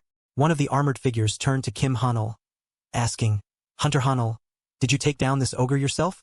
The young man replied with a casual shrug. "Well, something like that." Yoon Soo Dash, with her piercing golden eyes, watched him closely. Her mind raced with suspicion. First of all, she pondered, wondering if he was hiding something. The young woman addressed him directly, explaining, "Actually, this ogre is a target that got away from us. We were worried it might cause collateral damage nearby. It's a relief you stopped it." Kim Hanul responded modestly, "I just got lucky." Her eyes narrowed, skepticism clear in her gaze.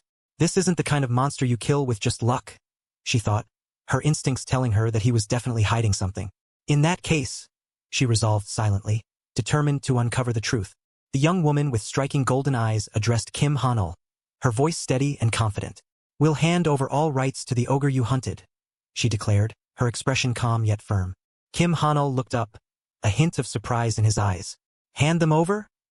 He echoed, trying to grasp the unexpected offer. The scene shifted to a wider view, revealing the fallen ogre and the group standing around it. Yes, our guild will handle the disposal and the payout for you, she continued, her voice carrying a tone of gratitude. After all, you finished the job for us. The protagonist, still processing the situation, questioned, Are you serious? His thoughts raced. I basically stole the guild's prey. Why is she giving it up so easily? The woman, her lips barely moving, added, In exchange, leaving the implication hanging in the air. The armored group stood before Kim Han-ul, with the woman in the center speaking directly to him. There's something I'd like to ask of you, she stated, her tone firm yet inviting. The protagonist felt a sense of inevitability wash over him. Figures. I knew there'd be a catch. He thought, a bead of sweat forming on his brow. Wait, what? He responded aloud, his curiosity piqued. The young woman, Yoon-soo Dash, reached into her pocket and pulled out a sleek smartphone. Her fingers moved swiftly over the screen, the device glowing softly in her hands. As she continued, a magical aura seemed to envelop the scene, flowers and sparkles surrounding her and the group. Her expression was one of determination, while the others looked on in surprise and awe. Yoon-soo Dash, her expression intense, suddenly blurted out, Hunter Han-ul, could I have your number? Her voice echoed with urgency, catching everyone off guard. Kim Han-ul stood there, momentarily stunned. He managed to utter, his mind racing to process the unexpected request. My number? He repeated, still trying to comprehend the situation. The scene shifted to a bright, clear sky, the sun shining down as a voice called out, Hunter, thank you so much. The gratitude was palpable, filling the air with warmth. An elderly man approached Kim Han-ul, shaking his hand vigorously. Really, really thank you. You saved us, he exclaimed, his relief evident. The young man responded humbly, Think nothing of it. His demeanor calm and reassuring. Kim Han-ul, with a reassuring smile, informed the elderly man, It's safe to go up the mountain now. The older gentleman, looking relieved, acknowledged the young man's efforts. You've all been through a lot, he said, gratitude evident in his voice. We have to repay you somehow. The elderly man, his expression thoughtful, addressed Kim Han-ul directly. Actually, Chief, he began, a hint of curiosity in his tone. The protagonist leaned in slightly, a playful glint in his eyes. Where is that famous training monument located? He inquired, his interest piqued. The older man seemed taken aback. The training monument? He repeated, clearly surprised. You certainly did your homework before coming here. The path stretched out before him, dappled with sunlight filtering through the lush canopy above. Just follow this path straight down and you'll find it right over there, the voice had instructed, guiding him toward his destination. Kim Han-ul walked along the trail, surrounded by the vibrant green of the forest. This place is famous for bringing good luck. The words echoed in his mind, adding a sense of anticipation to his steps. If you need a bit of luck, it'll help you out, he recalled, a slight smile playing on his lips. Though he didn't really believe in superstitions, the idea intrigued him. As he approached the towering monument, a small chest appeared in his hands, glowing with a mysterious light. Who knows? Maybe I'll pull something better if I draw in a lucky spot, he mused, standing before the stone, ready to test his fortune. The phone vibrated softly, displaying a message notification. It was a text from Yoon-soo Dash. Kim Han-ul glanced at his phone, a small chest still in his other hand. Hunter Yoon-soo Dash? He murmured, curiosity piqued. The message read, Hunter Han-ul, this is Yoon-soo, from the Pongbeek Guild. As we discussed, we'll handle the ogre's corpse for you. Please contact me when you're heading to the guild. He was surprised, thinking to himself, she actually reached out? Standing before the monument, he pondered the unexpected gesture. That's unexpected. She used her personal number instead of the guild's office line. He noted, the sunlight filtering through the trees around him. With a sigh, Kim Han-ul muttered, Whatever. His breath visible in the cool air. He stood before the monument holding the glowing chest. Time to open the rest of these rewards, he declared, a mix of excitement and disbelief in his voice. I never thought I'd see this chest in real life. The young man examined the chest closely, contemplating the odds. The drop rates are trash, but there's a chance for a high-rank item, he thought, his hopes pinned on the outcome. Please, just give me an A rank. A digital prompt appeared before him, asking, use premium gacha ticket to open the chest? The decision loomed, filled with anticipation. Kim Han-ul stood in the clearing, the sunlight filtering through the trees as he held the glowing chest. Open! He commanded, his voice filled with anticipation. The chest shimmered in his hands, ready to reveal its secrets. As the command was given, a brilliant swirl of light erupted from the chest, enveloping him in a dazzling display. The forest around him seemed to come alive with the vibrant colors, casting a magical aura over the scene. Items from these chests come in various ranks, and the highest among them, the S rank, glowed with a golden light. The image of a magnificent armor appeared, its brilliance unmatched, promising power and prestige. "Wait! This light?" he exclaimed, his eyes widening in disbelief.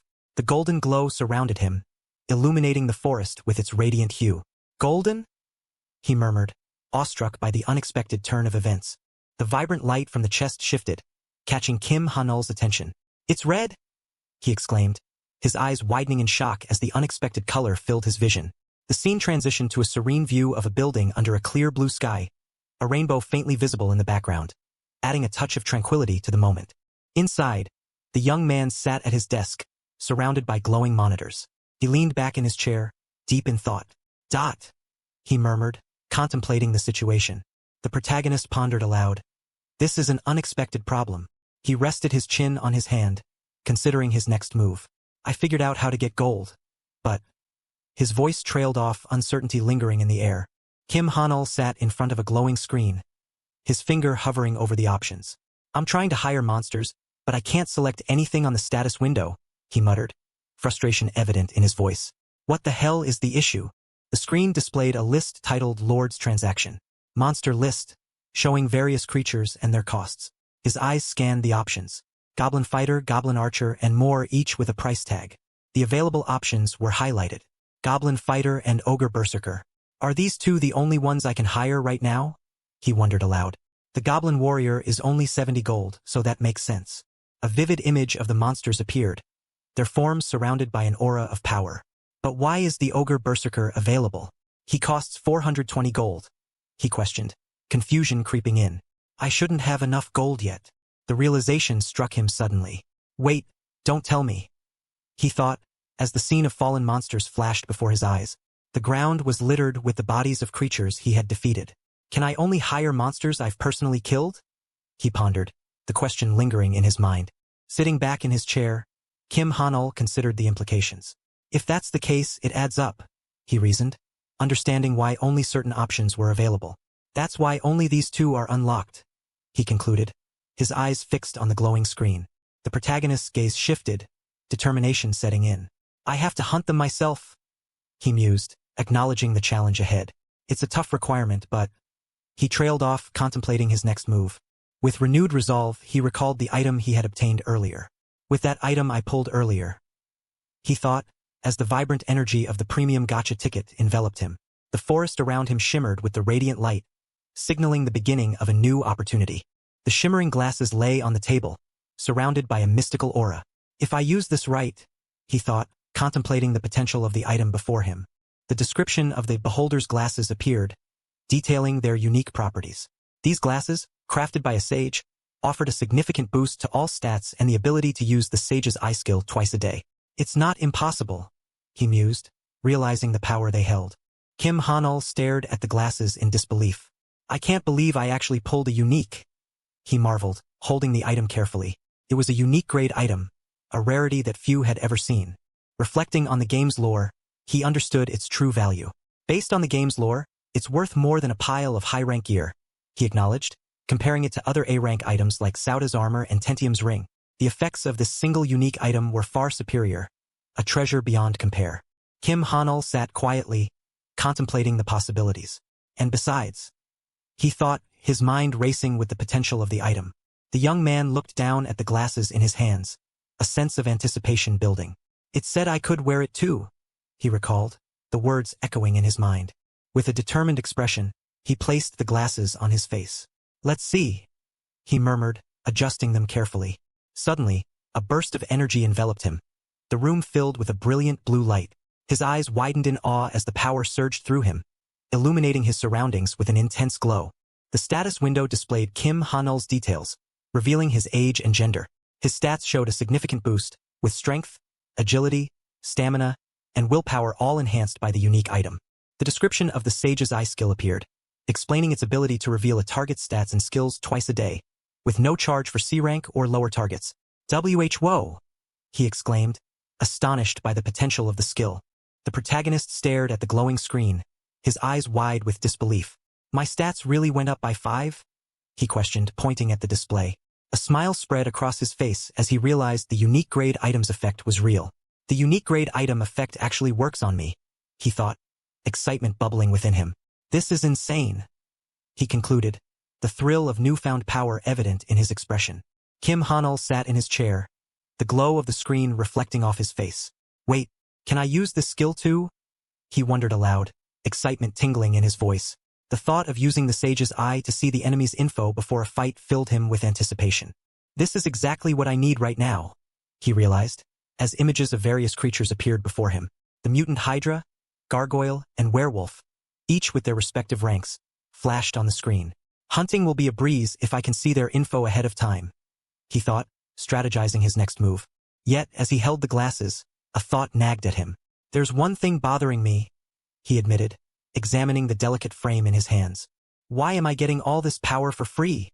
He questioned, a hint of suspicion creeping into his mind. The young man stared at the glasses, pondering the mystery behind their sudden appearance in his life. Kim Hanul sat in his dimly lit room, the glow of the computer screen casting shadows on his face. He held the glasses in his hand, pondering the question that lingered in his mind. Why me? He wondered, the thought echoing in the quiet space. Suddenly, a loud alert blared across the screen, the word warning, flashing in bold red letters. The intensity of the message startled him, drawing his full attention. The screen continued to display ominous messages, declaring, "The wave is about to begin." The urgency of the situation was palpable, and he felt a chill run down his spine.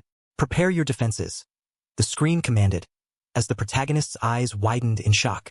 A bead of sweat formed on his brow as he tried to comprehend the sudden turn of events. He murmured, confusion and concern etched on his face. Kim Hanul stood in front of the computer, his eyes wide as red alerts flashed across the screen. The room was filled with the urgent sound of alarms, and he stammered, What is this?"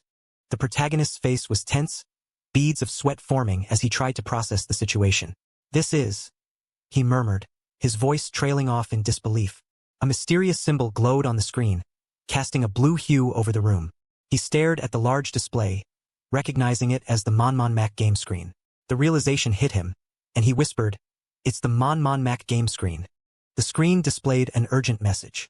"The 701st monster wave starts in 10 minutes. Prepare your defenses." Kim Hanul's eyes widened as he read the words. "Prepare my defenses?" he echoed, confusion mingling with disbelief. "A monster wave? Like in MangAcapped?" he questioned, his mind racing to connect the dots. A vivid image of a monstrous horde filled his vision, creatures of all shapes and sizes advancing with menacing intent. "You want me to stop that right now?" he thought, the enormity of the task dawning on him.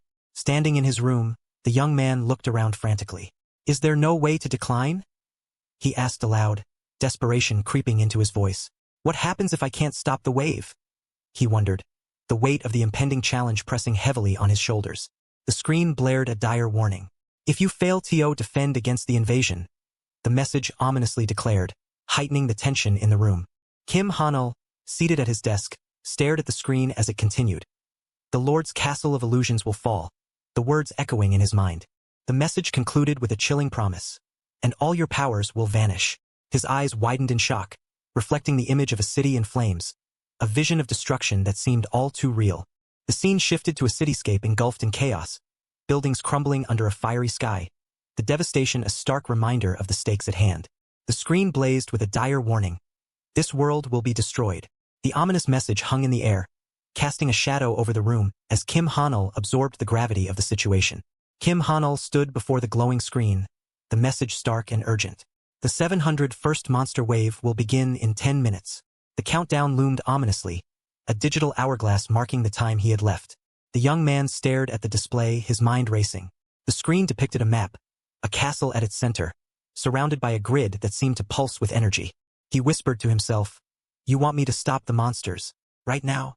His voice was filled with disbelief, the enormity of the task weighing heavily on him. The realization hit him hard. "It looks exactly like the game MangAcapped," he thought, confusion etched on his face. "But why is it suddenly telling me to play the game?" The question hung in the air, unanswered, as the digital world around him seemed to come alive. Kim Hanul stood amidst a scene of devastation, the city around him crumbling into chaos. His thoughts were consumed by the absurdity of the situation. And then there's this ridiculous penalty, he mused, frustration evident in his expression. The young man couldn't fathom the logic behind it. It makes no sense for the world to end just because I lost a game, he thought, his mind racing to find a solution. The screen in front of him displayed a countdown. The monster wave will begin in 9 minutes and 23 seconds. Prepare for the invasion. The urgency of the message was undeniable. He took a deep breath, trying to calm his racing heart. Right? There's no point overthinking it, he resolved, placing his hand on the glowing interface. What matters most right now is that I have to stop the monsters. Determination set in as he prepared to face the impending threat. The game, MANGACap, appeared on the screen, described as a simple defense game where players must stop monsters from attacking a castle. The scene depicted a pixelated fortress surrounded by ominous creatures, their wings casting shadows on the ground.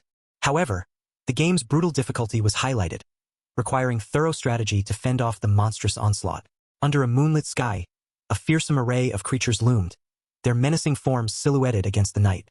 Not only must players deploy monsters in the right places, but they must also harness powerful energies, depicted as a brilliant explosion of light, illuminating the battlefield with an intense glow. Additionally, utilizing numerous defensive structures built into the castle was crucial. Kim Hanul stood amidst a digital interface, surrounded by glowing screens, his focus unwavering as he prepared to engage in the strategic battle ahead. Kim Hanul stood amidst a digital landscape, surrounded by a wide variety of items. His fingers moved swiftly over the glowing interface, utilizing countless elements to devise the right strategies and tactics for each situation. The core of the game was clear to him now. He wondered aloud, are the controls touch-based? As his hand hovered over the screen, ready to engage. With determination, he said, now, let's see what forces I have available. His eyes scanned the data, searching for the best options. The screen displayed a message. Checking monsters available for deployment in the monarch's castle. His focus intensified, ready to deploy his strategy. A message appeared, stating that a total of 4 monsters had been delivered via the Mana Stone sale. Including these, there were now 5 monsters available for deployment. The list of deployable monsters included 1 goblin slave, 3 goblin fighters, and 1 ogre berserker. The young man noticed the details and thought, what's this? If I send mana stones to the Lord's castle, I can use them during waves without having to hire them separately. Kim Hanul, standing before the glowing interface, pondered aloud. Can I use the Lord as well, like before? His hand hovered over the screen, reflecting his curiosity and determination. However, the screen informed him that the Butler of Illusions and the Lord were unavailable resources. Frustration crept in as he muttered, damn it! Kim Hanul's eyes glinted with determination as he considered his options. Then, what about buying additional troops with my gold? He thought, his finger poised to make a selection on the glowing interface. A message appeared, stating, it is impossible to hire new monsters immediately after receiving a wave notification. Frustration etched across his face. He exclaimed, are you trying to help me clear this or not? The digital display shifted, announcing, displaying monster information. The 701st monster wave is. The screen revealed a formidable foe. Count Gular and his elite unit, the Dragon Children. Their presence marked by an ominous aura and a row of stars indicating their power. The digital display highlighted the formidable Count Gular, whose forces consisted of 40 wyverns and 20 half-drakes. The screen emphasized the magnitude of the threat, showing the wyverns and half-drakes with a row of stars indicating their power. A total of 61 monsters were set to appear, creating an ominous challenge. The scene shifted to a more detailed view of Count Gular, a 6-star rank monster, underscoring the immense combat power he possessed. The star rank was explained as a metric used to indicate a monster's combat prowess, adding weight to the impending battle. The focus moved to the half-drakes, their wings slicing through the air with raw power. The rank represented the raw combat potential of the monster itself, a crucial factor in the upcoming confrontation. A towering silhouette of Count Gular loomed, his presence exuding an intimidating aura. Below, a lone figure stood, dwarfed by the massive creature. It was common sense that if the gap in power was too wide, it wouldn't even be a fight. The challenge was daunting, as the task was to stop a 6-star monster and 65-star monsters. The cards displayed a goblin fighter and an ogre berserker, their ranks clearly marked. The odds seemed insurmountable with just 1-star goblins and 3-star ogres at his disposal. The scene shifted to a fiery battlefield, the word, defeat, emblazoned across the chaos. The young man realized, at this rate, I can't even handle a single one, let alone 61. Kim Hanul's eyes reflected his desperation. I don't have enough gold or monsters to even form a strategy, he thought, a bead of sweat trailing down his face. Suddenly, a notification appeared, offering a special benefit as the sole player. He could select one defensive structure and one item, a glimmer of hope in the dire situation. A perk? He wondered, contemplating his next move. The digital display announced, you can select one defensive structure and one item, offering a glimmer of hope amidst the chaos. A selection of options appeared, showcasing various defensive structures and items. The young man pondered, I can choose one defensive structure and one item? As he surveyed the choices before him. Kim Hanul stood before the glowing interface, his expression a mix of disbelief and determination. Are they really telling me to clear the 701st wave with just that? He questioned, his voice tinged with incredulity. The MC considered the daunting task ahead. This is insane. Clearing the game with only 2 perks? He thought, sweat beading on his brow. Yet, despite the overwhelming odds, a flicker of resolve remained. But still, he mused, contemplating his next move. Kim Hanul, with a determined glint in his eyes, declared, as a veteran of this trash game, I have my ways. His confidence was palpable, a stark contrast to the sweat glistening on his brow. His hand moved swiftly across the glowing interface, fingers dancing over the digital display. I've played this game longer than anyone, he thought, his mind racing with strategies. The countdown loomed ominously, but he remained unfazed. Others might wonder how I'm supposed to stop a wave in this state. But, he mused, his fingers tapping decisively. The digital landscape shimmered with possibilities. If it's me, it's possible, he resolved, determination etched on his face. If I use every bit of knowledge I have, he continued, ready to face the challenge head-on. The countdown ticked ominously at 5.12 as Kim Hanul, clad in his white jacket, moved with urgency. With just these troops and 2 perks, he thought, determination fueling his every action. The timer continued to race, now showing 0.54, as the cards of a goblin fighter and an ogre berserker hovered before him. His expression was tense, sweat glistening on his brow as the seconds dwindled to 0.15. A goblin slave card appeared, and he resolved, I can definitely hold them off. The timer hit midnight, signaling the critical moment. In the dimly lit room, the MC sat with a focused gaze, a bead of sweat trailing down his face. I've done everything I can now, he thought, his resolve unwavering. With a defiant shout, Kim Hanul declared, come at me! As the countdown reached 0. The sky darkened with the arrival of a massive horde of winged creatures, their ominous forms casting shadows over the land. Among them, a colossal beast led the charge, its wings spanning wide as it descended upon the glowing barrier below. A figure with flowing white hair stood resolute, arms crossed, as the digital display announced, the wave is beginning. The sky was filled with a swarm of menacing creatures, their red eyes glowing ominously as they descended. The air was thick with the sound of their wings beating furiously, creating a cacophony of chaos. Suddenly, a powerful force erupted, clashing with the creatures. Blue energy crackled and surged, striking the beasts with a fierce intensity. The impact was explosive, sending shockwaves through the air. A figure with flowing white hair stood firm, his expression one of steely resolve. His arms were crossed, and his presence exuded authority and power as he observed the unfolding battle. The creatures continued their relentless assault, diving towards the glowing barrier below. The energy shield shimmered with a brilliant blue light, holding strong against the onslaught. As the battle raged on, Kim Hanul, with a confident smirk, observed the glowing digital fortress. The strategy worked, he thought, as the holographic castle shimmered under the protective dome. The display highlighted the infinite barrier, a formidable defense mechanism. It boasted the ability to withstand any attack, reducing damage by only 1 point regardless of the assault's power. The durability remained at a perfect 100 out of 100, a testament to its strength. The MC reflected on the barrier's unique condition. It could only be deployed when the forces averaged 2 stars or lower, making it a tool for beginners. His hand hovered over the digital interface, a satisfied grin on his face. A small, adorable creature appeared, holding a tiny shield. It sparkled with an innocent charm, embodying the beginner-only nature of the item. Quite literally, it was a tool for those just starting their journey. A swirling vortex of fiery energy erupted, casting a brilliant glow across the battlefield. The intense heat radiated outward, creating a barrier of flames that seemed impenetrable. The wyvern launched a fierce attack, its fiery breath colliding with the infinite barrier. The impact was powerful, yet the defense held firm, absorbing the blow with minimal damage. As the wyverns continued their relentless assault, the barrier's durability decreased incrementally. Each strike chipped away at its strength, but the reduction was only by 1 point per attack. Kim Han-ul, observing the situation, noted the challenge. No matter the attack, the durability only dropped by 1, but the sheer number of enemies posed a significant threat. A determined expression crossed his face as he strategized his next move. The barrier's durability stood at a solid 100, but if 61 monsters attacked simultaneously, the situation would change drastically.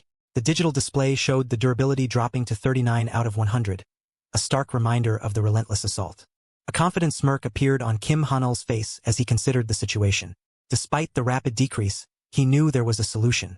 His fingers moved swiftly over the interface, executing a technique known as mad click, a rapid series of inputs designed to counteract the damage. With each click, the barrier's durability increased by 1 point, climbing back to 55 out of 100.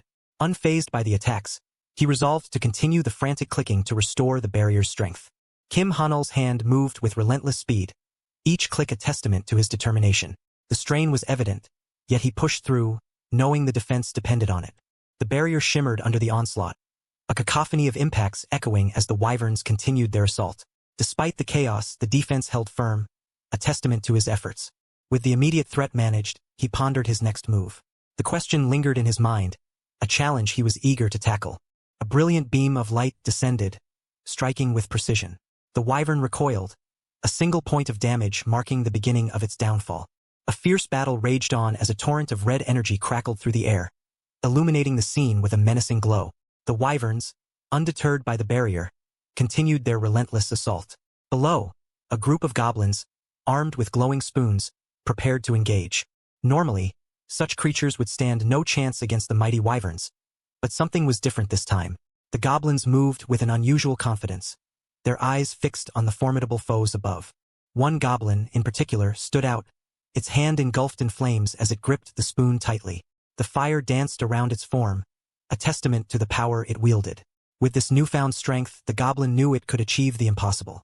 The secret lay in the item it held, Haken's Spoon, an A-rank tool that allowed even the weakest monster to deal long-range damage, ignoring the difference in star ranks. As the goblin struck, the wyverns and half-drakes recoiled, each taking a single point of damage. Though minimal, the impact was undeniable, proving that even the smallest force could make a difference. The wyvern let out a piercing screech as a small projectile struck its tough hide, causing a single point of damage. Its red eyes narrowed in confusion, trying to comprehend the unexpected attack. Below, a goblin with a mischievous grin danced around, its tongue sticking out in delight. The creature seemed unfazed by the danger, confident in its ability to make a difference. It knew that if the wyverns continued to be hit, they would eventually fall. The goblin calculated the situation, realizing that with continuous attacks, it would take about 60 hours to bring down the formidable foes. The sky was filled with the chaotic dance of wyverns, each one a target for the goblin's relentless assault. Meanwhile, Kim Han-ul, focused and determined, continued to repair the barrier. His fingers moved swiftly over the interface, knowing that maintaining the defense for 60 hours was crucial. A determined smile played on his lips as he prepared for the long battle ahead. Kim Han-ul's fingers danced over the glowing interface, determination etched on his face. The blue light pulsed with each touch, reflecting his resolve. "Let's see then, whether I collapse," he muttered, eyes fixed on the durability meter which read 60/100. Below, the goblins charged forward, their eyes gleaming with a fierce determination. The leader, with a fiery spoon in hand, shouted, "I wonder if those bastards will die from the spoon first." The wyverns above continued their relentless assault, unaware of the goblins' newfound confidence. A figure with long, flowing hair and a menacing expression appeared, his presence commanding attention. The goblin leader, undeterred, grinned wickedly, ready to face whatever challenge lay ahead. The sky erupted in a brilliant explosion of light, the wyverns silhouetted against the fiery backdrop. The battle raged on, each side determined to outlast the other. Kim Han-ul wiped the sweat from his brow, his breath visible in the cool air. "Phew, this isn't as easy as I thought," he admitted, his fingers still working tirelessly over the glowing interface. Feeling the strain, he considered taking a break. "Maybe I should get a drink of water," he thought, reaching for a bottle nearby. Suddenly, a dark, swirling energy enveloped him, catching him off guard. His eyes widened in shock as he felt an unfamiliar sensation. "Am my body?" he stammered, beads of sweat forming on his forehead. The room seemed to close in around him, a message flashing ominously. Other actions are restricted during play. He stood frozen, the weight of the situation pressing down on him. A clenched fist trembled with frustration, the tension palpable in the air. Kim Han-il, sweat trickling down his face, questioned the situation. So, for now, I'm just supposed to shut up and play the game? He pondered, his voice tinged with disbelief. His hand hovered over the glowing interface, the blue light reflecting his restricted movements. With my movements restricted, he thought, the reality of his task sinking in. I have to do nothing but click for 60 hours to defend. He realized, the enormity of the challenge daunting. Below, the goblins continued their relentless assault, their determination unwavering. For an ordinary person, this difficulty would be enough to drive them to despair. The sky darkened as a massive red dragon descended, its jaws wide open, revealing rows of sharp teeth. Below, the wyverns scattered, their red eyes glowing fiercely against the fiery backdrop. The dragon roared, its voice echoing through the battlefield, as flames erupted around it, casting a hellish glow. The wyverns circled, their wings slicing through the smoke-filled air.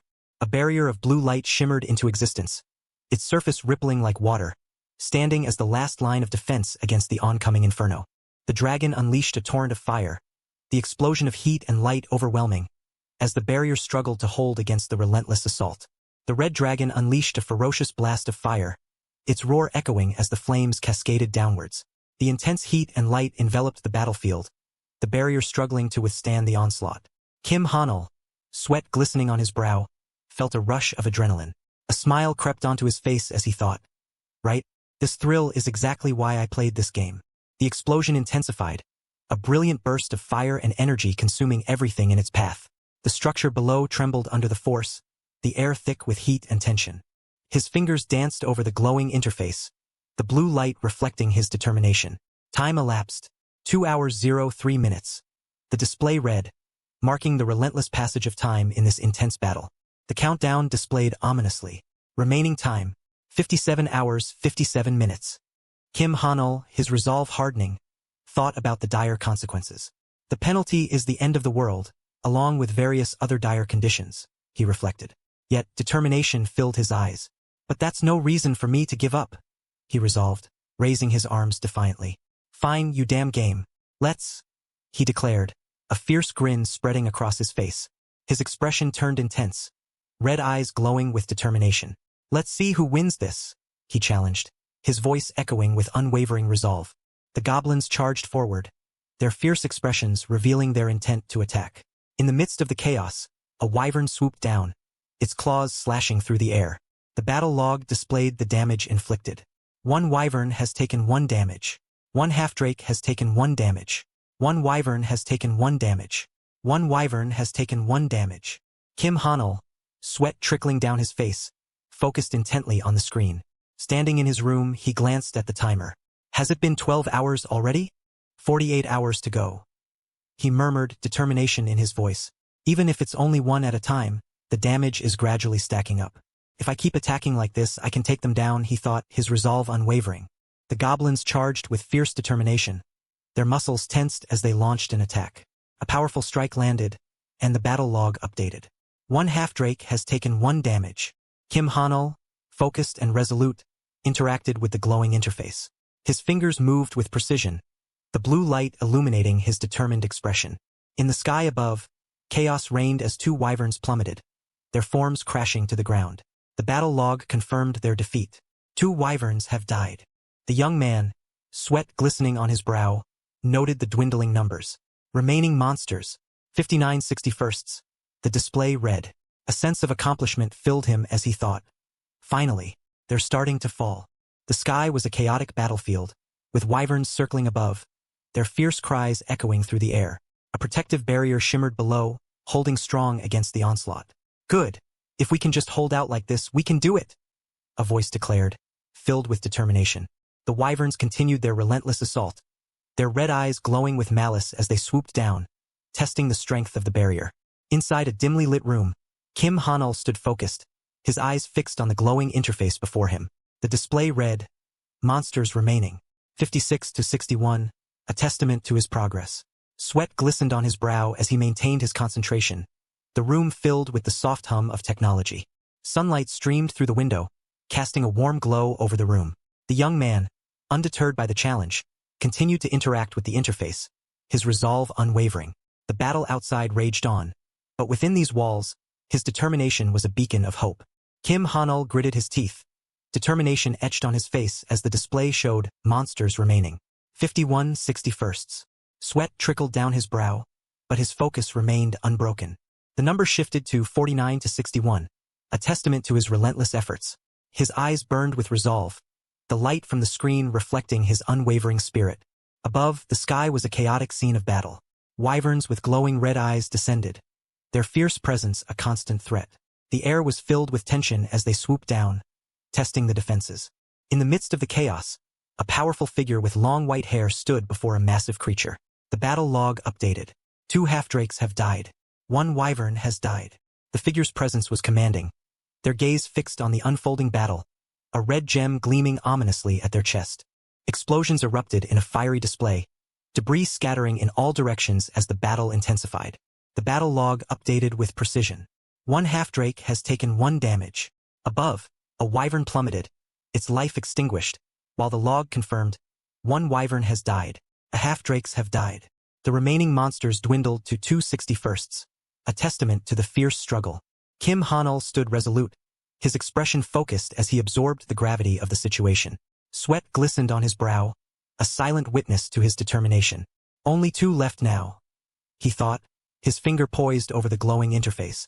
A warning flashed urgently, durability 5 out of 100, signaling the critical state of their defenses. A green-skinned creature charged forward with fierce determination, its muscles tensed and ready for battle. The air around it seemed to ripple with the force of its movement, a testament to its speed and power. As it propelled itself forward, an explosion erupted nearby, sending shockwaves through the air. The sky above was painted in hues of red and orange, a wyvern silhouetted against the fiery backdrop. The creature's momentum carried it through the chaos, while a wyvern unleashed a powerful attack, its form a blur of red and black. The energy it released spiraled through the air, a deadly force aimed at its target. The attack struck with explosive impact, the ground shattering beneath the force. Flames and debris scattered in all directions, the wyvern's assault a devastating display of power. The display showed a critical alert. Durability 0/100. The barrier's durability had been completely depleted, a dire situation unfolding. Kim Hanul's eyes widened in shock as he realized the gravity of the situation.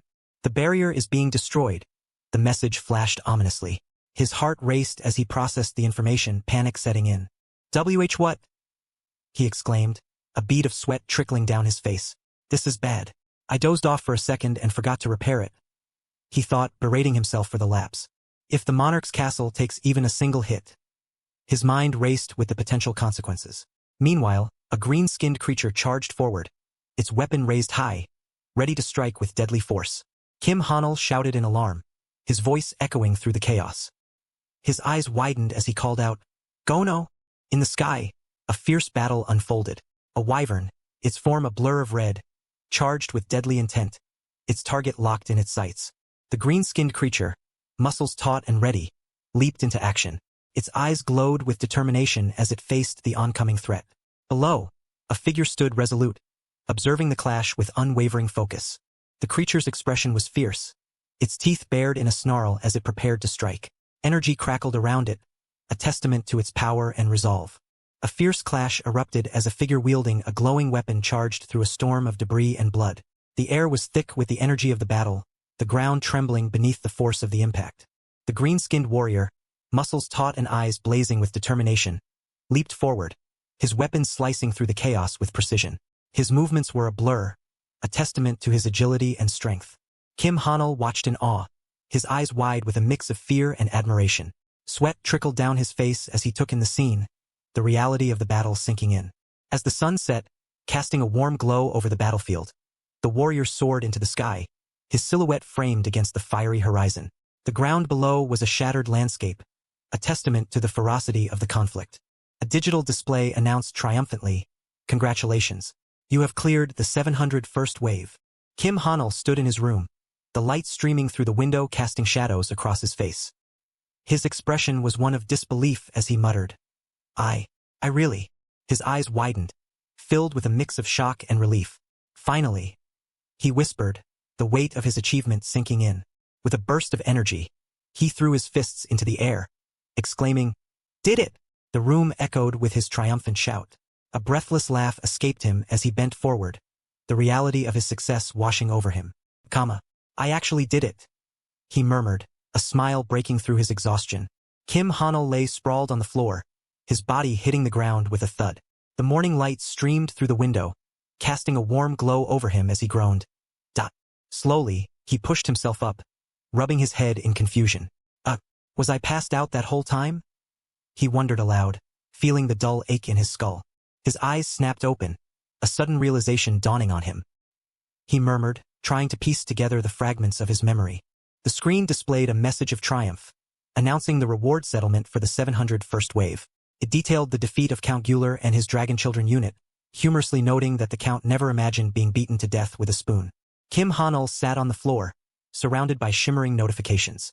The items obtained were listed: 20 wyvern bones, 10 drake scales, and 5 drake hearts. He looked at the glowing text, pondering aloud. "These are monster loot drops." The young man continued to gaze at the items, a puzzled expression on his face. "But what am I supposed to use these for?" He wondered, questioning if there was a specific use for them, just like in the game. Another message appeared, stating that 3 conditions remained to unlock the skill conversation with the monarch. The screen displayed the completed conditions. Defend against monster wave and play for over 50 hours, both marked as complete. It continued, stating that upon completing the remaining 3 conditions, conversation with the monarch would be unlocked. Kim Hanul's eyes widened in surprise. "Conversation with the monarch?" he exclaimed, questioning why there were so many unlocked conditions. He shrugged it off, thinking, "Well, whatever. I've already cleared 2 of them, so I'll be able to use it soon." His gaze shifted to the screen as it announced, checking the final reward. His eyes filled with anticipation as a bright light enveloped him, signaling the arrival of something extraordinary. Kim Hanul stood before a radiant blue screen, its light casting a glow across the room. He approached it cautiously, the brilliance almost overwhelming. The young man squinted against the dazzling light, his mind racing with possibilities. He uttered, trying to comprehend the spectacle before him. "This is?" The room was filled with a serene stillness, broken only by the soft hum of electronics. On a nearby desk, a phone lay forgotten, its screen illuminated with a notification. The device displayed a message. 7 missed calls Yoon Soo. The urgency of the missed calls lingered in the air, a silent reminder of the world outside the glowing screen. The sun shone brightly over the towering structure of the Pongbeek Guild, its glass facade reflecting the clear blue sky. Inside, a young man expressed his confusion.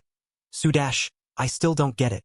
His companion, a woman with long brown hair, responded, "Get what, brother?" They stood together in the spacious lobby, surrounded by lush greenery. "That guy is an Erank. So how the hell did he take down an ogre?" he questioned, disbelief evident in his voice. The woman, Yoon Soo-dash, walked alongside her brother, Yoon Soo-hyuk, the vice-guild leader of Pongbeek Guild. "He's definitely a fraud," he declared, his voice firm. "He probably claimed someone else's kill as his own," she countered. "You heard it too, brother. They said he went through a reawakening recently." Yoon Soo-hyuk scoffed. "Humph, how can you believe that?" He continued, "It's not like reawakenings are a common occurrence anyway." Despite his skepticism, he admitted, "Still, it didn't seem like a lie." His thoughts were interrupted by a sudden realization. The entrance of the building loomed large, its glass doors reflecting the bright light of day. Inside, Yoon Soo's eyes widened in surprise, a small sweat drop forming on her cheek as she reacted to the sudden noise. Kim Hanul sprinted through the lobby, his voice echoing as he shouted, "I'm sorry." His urgency was palpable, each step resonating with determination. As he approached, a woman and a tall man stood waiting.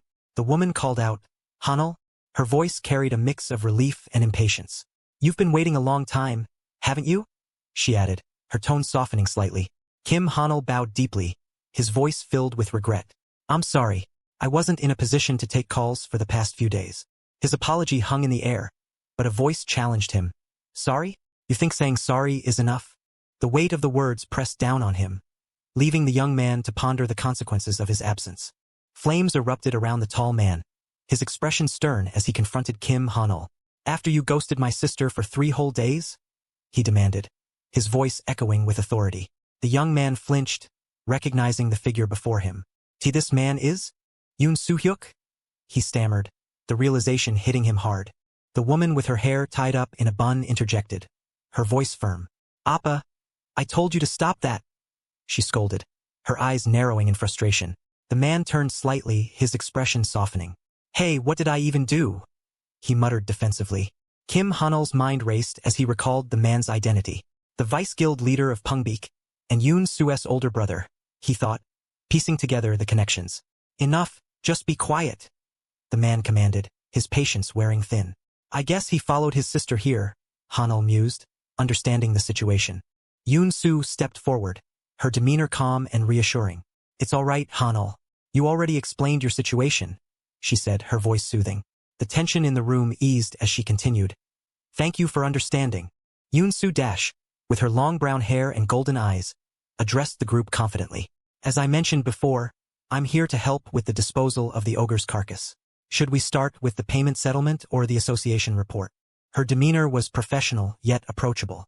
The young woman maintained her composed expression, her eyes reflecting a sense of purpose as she awaited a response. Kim Hanul, standing nearby in his white jacket, nodded thoughtfully.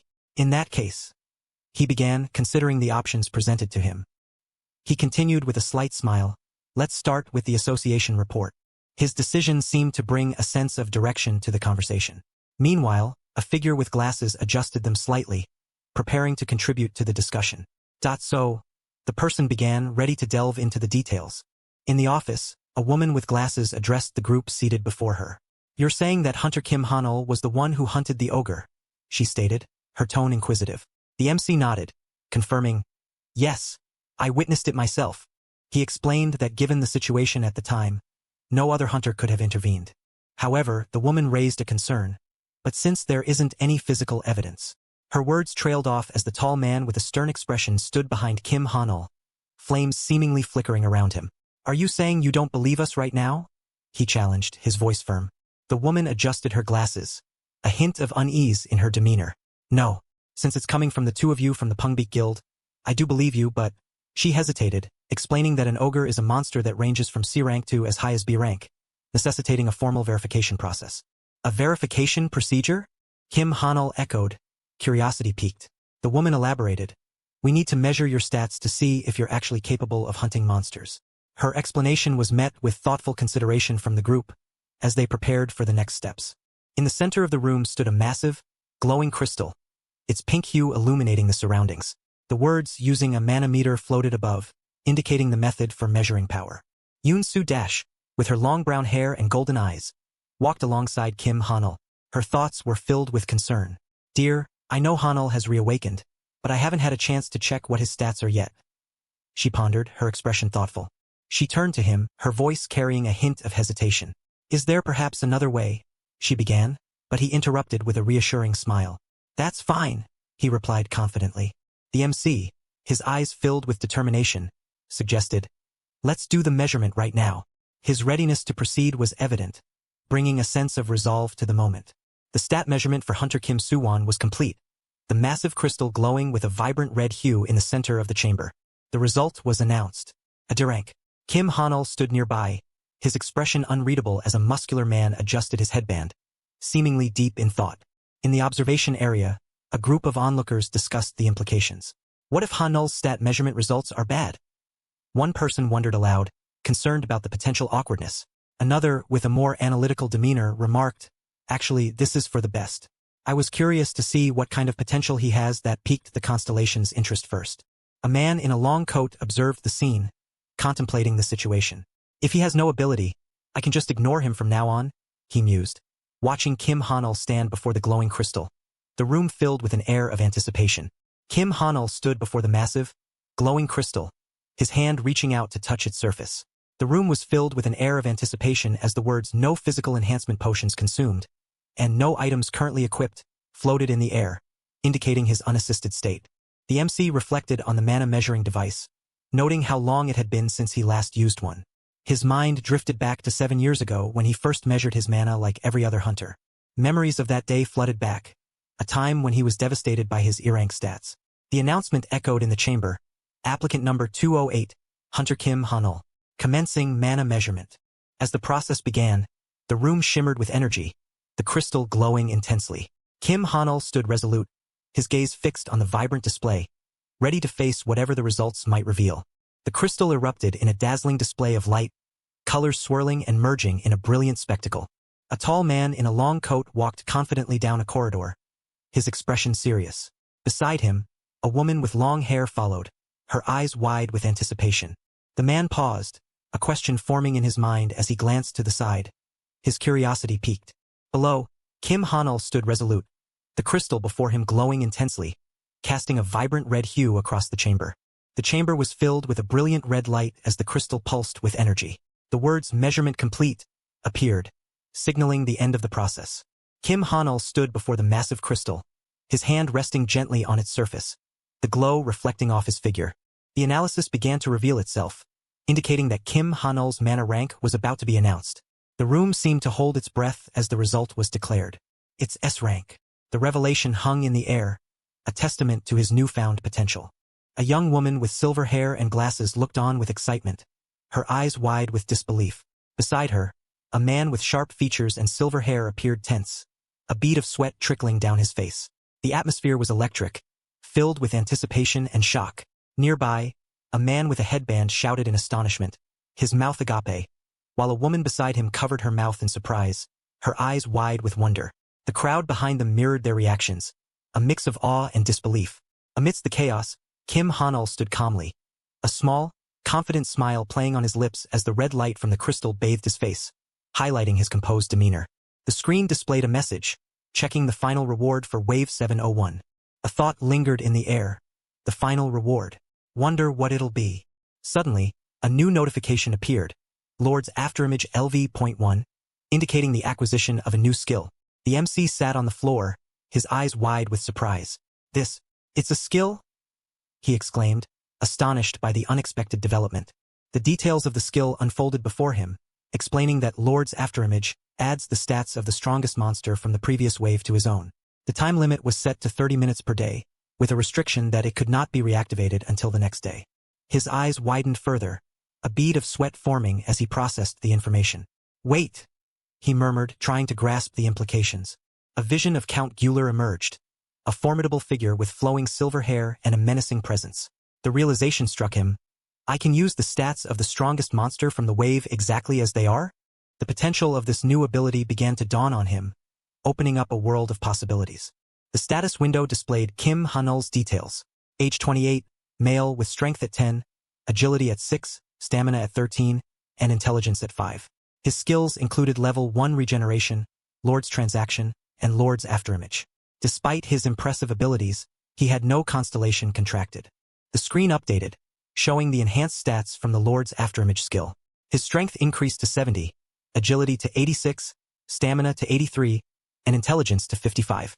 The remaining time for the skill was 24 minutes and 49 seconds. Below, the MC stood in the chamber, reflecting on his fortune. Talk about luck, he thought, getting a skill like this right when they're measuring my stats. He continued to ponder, even if it only lasts 30 minutes a day. The young man walked through the high-tech facility, his back to the viewer. While this skill is active, my stats are on par with an S rank, he mused, feeling the weight of his newfound power. The thought lingered, but to everyone else who doesn't know the truth. The scene shifted to a view of the facility, its sleek design illuminated by bright lights, as steam hissed from the machinery, adding to the atmosphere of mystery and potential. Kim Hanul stood confidently, his presence exuding the aura of a newly emerged S-rank rookie.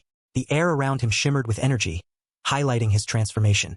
Nearby, Yoon Soo observed the scene with a composed expression, standing beside a tall man in a trench coat. Her eyes were focused, taking in every detail. The MC approached, a slight smile on his face. Hunter Kim Hanul, great work out there, the man in the trench coat remarked, acknowledging his efforts. Hanul nodded, replying with a simple, thank you. As the conversation continued, Hanul inquired, so, does this prove I'm the one who took down the ogre? Or is there more paperwork to deal with? The response came quickly, no, not at all. The atmosphere in the facility was charged with anticipation and relief. A man in a suit, holding a clipboard, looked flustered yet relieved. That measurement just now was all the proof we needed, he stammered, his eyes wide with excitement. We'll text you the official reevaluation results by tomorrow. Yes, sir. The scene shifted to a spacious chamber where the young woman with long brown hair stood beside a tall man in a trench coat.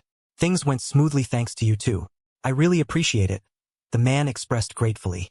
The MC, Kim Hanul, responded modestly, "Don't mention it. You're the one who did all the work, Hanul." He turned to leave, saying, "Well, I'll be heading out now." The woman acknowledged him with a simple, "Right?" As he walked away, the facility's lights cast a glow on his back. A voice called out, "Kim Hanul," stopping him in his tracks. The tall man in the trench coat suggested, "Let's grab a coffee sometime." He continued, "I'm offering this as the vice guild leader of Pongbeek." The spacious corridor was filled with onlookers, whispering among themselves. "Wait, is Pongbeek trying to scout him?" one person exclaimed. Another added, "The vice guild leader is scouting him personally?" The presence of Yoon-soo, beside Kim Hanul, only added to the intrigue. With a confident smile, the MC replied, "No thanks, I'll pass on the coffee." A young woman with long brown hair, her eyes wide with surprise, clutched her chest as she exclaimed, "If it's about the Pongbeek Guild, I'll just contact Yoon-soo directly." Kim Hanul walked confidently through the bustling facility, his presence drawing the attention of onlookers. The sleek, futuristic design of the room was filled with people whispering and pointing as he passed by. A man with a sharp gaze, dressed in a trench coat, watched the scene unfold. His expression was one of confusion as he muttered, "What the? Who is that guy?" The buzz around Kim Hanul's appearance had already spread online. A popular forum displayed a post titled, "Today's S-rank hunter in the measurement room," with comments marveling at the emergence of the unknown rookie. Kim Hanul sat comfortably in front of his computer, a slight smirk on his face as he mused. "To think I'd become this famous overnight." The broadcast had just started, and the live chat was already buzzing with activity. A notification from the Hunter Association appeared on his screen, informing him of his promotion from E rank to B rank. He read it aloud. "B rank? I wanted to jump straight to S rank. But..." He sighed, acknowledging the association's rule that only allowed a jump of 3 ranks at a time. Leaning back in his chair, he remarked, "It's a shame, but nothing I can do about it." The chat continued to scroll with comments, one catching his eye. "Yo, trash game bro." The live chat was filled with familiar usernames, discussing the news of a new S rank appearing in Korea. Relaxed and confident, he greeted them, "Hey guys, what's up?" He confirmed, "Yeah, I saw that article too," as he floated in a digital space, enjoying the moment. 2 young men stood in a digital space, their faces lit up with excitement. "Isn't it insane?" one exclaimed, his eyes wide. "I heard Yoon Soo-hyuk from Pongbeek Guild scouted him personally." The other, equally animated, responded, "Wait, for real?" In a dimly lit area, a figure with short black hair stood silhouetted against a starry backdrop. "I'm telling you, Yoon-soo was there with him too," a voice insisted. Another voice speculated, "Wow, so he's definitely joining Pongbeek then?" The figure remained still as the conversation continued. "Actually, no. Yoon Soo-hyuk asked him to join, but he turned them down." "Seriously?" came the surprised reply. Kim Hanul, seated in front of a glowing screen, mused to himself, "Those guys probably have no idea they're talking about me right now." He turned to address his audience. "Guys, since we're on the topic of hunters," his voice carried enthusiasm as he announced, "I've prepared some new content for today." The chat buzzed with curiosity. New content? What is it? What is it? Standing confidently in the digital realm, Kim Hanul spread his arms wide. "What I have for you today is hunter-related content," he declared. The audience, a mix of familiar faces, watched eagerly. "Classic trash game bro," one commented with a chuckle. Another asked, "So, what are we doing?" The anticipation in the air was palpable as the scene unfolded. Kim Hanul stood amidst a digital landscape, contemplating his next move. "Well, that is, I'm going to..." he began as holographic figures appeared around him, each with their own titles like "Below is the Strongest" and "Monster Blocking Hunter." With a confident grin, he extended his hand, inviting his audience to take your recommendations for a dungeon to clear. The digital space around him shimmered with anticipation. A muscular figure with a glowing visor questioned, "A dungeon? You're gonna stream the whole raid?" The words "Baldies are OP" floated above him, adding a humorous touch to the scene. The reality of the situation set in as the rules were laid out. "Right? Hunters have a confidentiality agreement," the text declared, emphasizing that streaming or recording is a direct violation of hunter law. A gavel marked "Illegal AF" underscored the seriousness. Kim Hanul concluded, "Yeah, so instead, I'll just post the clear certificate once I'm done. And I'll share whatever stories I can without breaking the rules." Kim Hanul stood confidently in the digital realm, surrounded by a vibrant group of avatars. The excitement was palpable as voices chimed in, "Hell yeah, trash game bro," And whoa, this content is going to be fire. The digital crowd buzzed with anticipation, eager for the adventure to unfold. A figure with a glowing visor pointed enthusiastically, suggesting, in that case, it's gotta be the Mad Dragon's Nest, right? The fiery image of a dragon loomed behind him, adding to the thrill of the moment. A notification appeared. Trash Game Bros Sayseeing Fan donated 50,000 won. Another voice interrupted. Forget that. Go to the giant's kitchen. The scene shifted to a massive, horned creature standing amidst a grand, fiery backdrop. The young woman with purple hair laughed gleefully, her excitement mirrored by the digital display. A muscular figure with a bald head and a confident grin proposed a daring challenge. Go to the spider's forest and rip off one of the queen's legs. Deal. The image of a menacing spider loomed, its web glistening ominously. Above, a message read, Baldies are OP donated 1 million won. The muscular figure with the glowing visor protested. Hey, you can't just cut in line with 1 million won like that. The young woman with purple hair, standing beside him, retorted. Then you donate too. Simple as that. Kim Hanul, with a nervous smile, raised his hands in a calming gesture, saying, Guys, everyone just calm down for a second. Suddenly, a notification sound caught his attention. He turned, eyes wide with surprise, as he uttered, ? Fireworks exploded across the screen, and a message appeared. Viewer 1 donated 10 million won. His eyes widened further in shock as he exclaimed, T10 million won? The digital crowd erupted in disbelief. A young man with a shocked expression exclaimed, Did he just drop 10 million? Beside him, a woman with vibrant purple hair added, I thought that guy was a bot. Meanwhile, a bald figure with a beard commented, Damn, old man's loaded. In the digital realm, a mysterious figure cloaked in shadows appeared. I don't know how to add a message to the donation. My apologies. The figure stated, their presence enigmatic and commanding. Kim Hanul, standing amidst the digital chaos, pondered aloud. Where the hell is he trying to send me for 10 million won? His mind raced with possibilities. Right? Viewer 1. Which dungeon are you recommending? He asked, seeking clarity. The cloaked figure, shrouded in mystery, began to respond. The dungeon I recommend is... Leaving the anticipation hanging in the air, the mysterious figure, cloaked in shadows, pointed towards the sky where petals floated gently. The deepest part of the Garden of Meditation. The figure declared, their voice echoing with an enigmatic allure. The digital crowd reacted with disbelief. The deepest part? Is this guy insane? A voice questioned, filled with incredulity. No one's ever cleared that place. Another added, as the muscular figure and the young woman with purple hair looked on with concern. Bro, you're not actually going to do it, right? Someone urged, their voice tinged with worry. Kim Hanul, with a thoughtful expression, considered the challenge.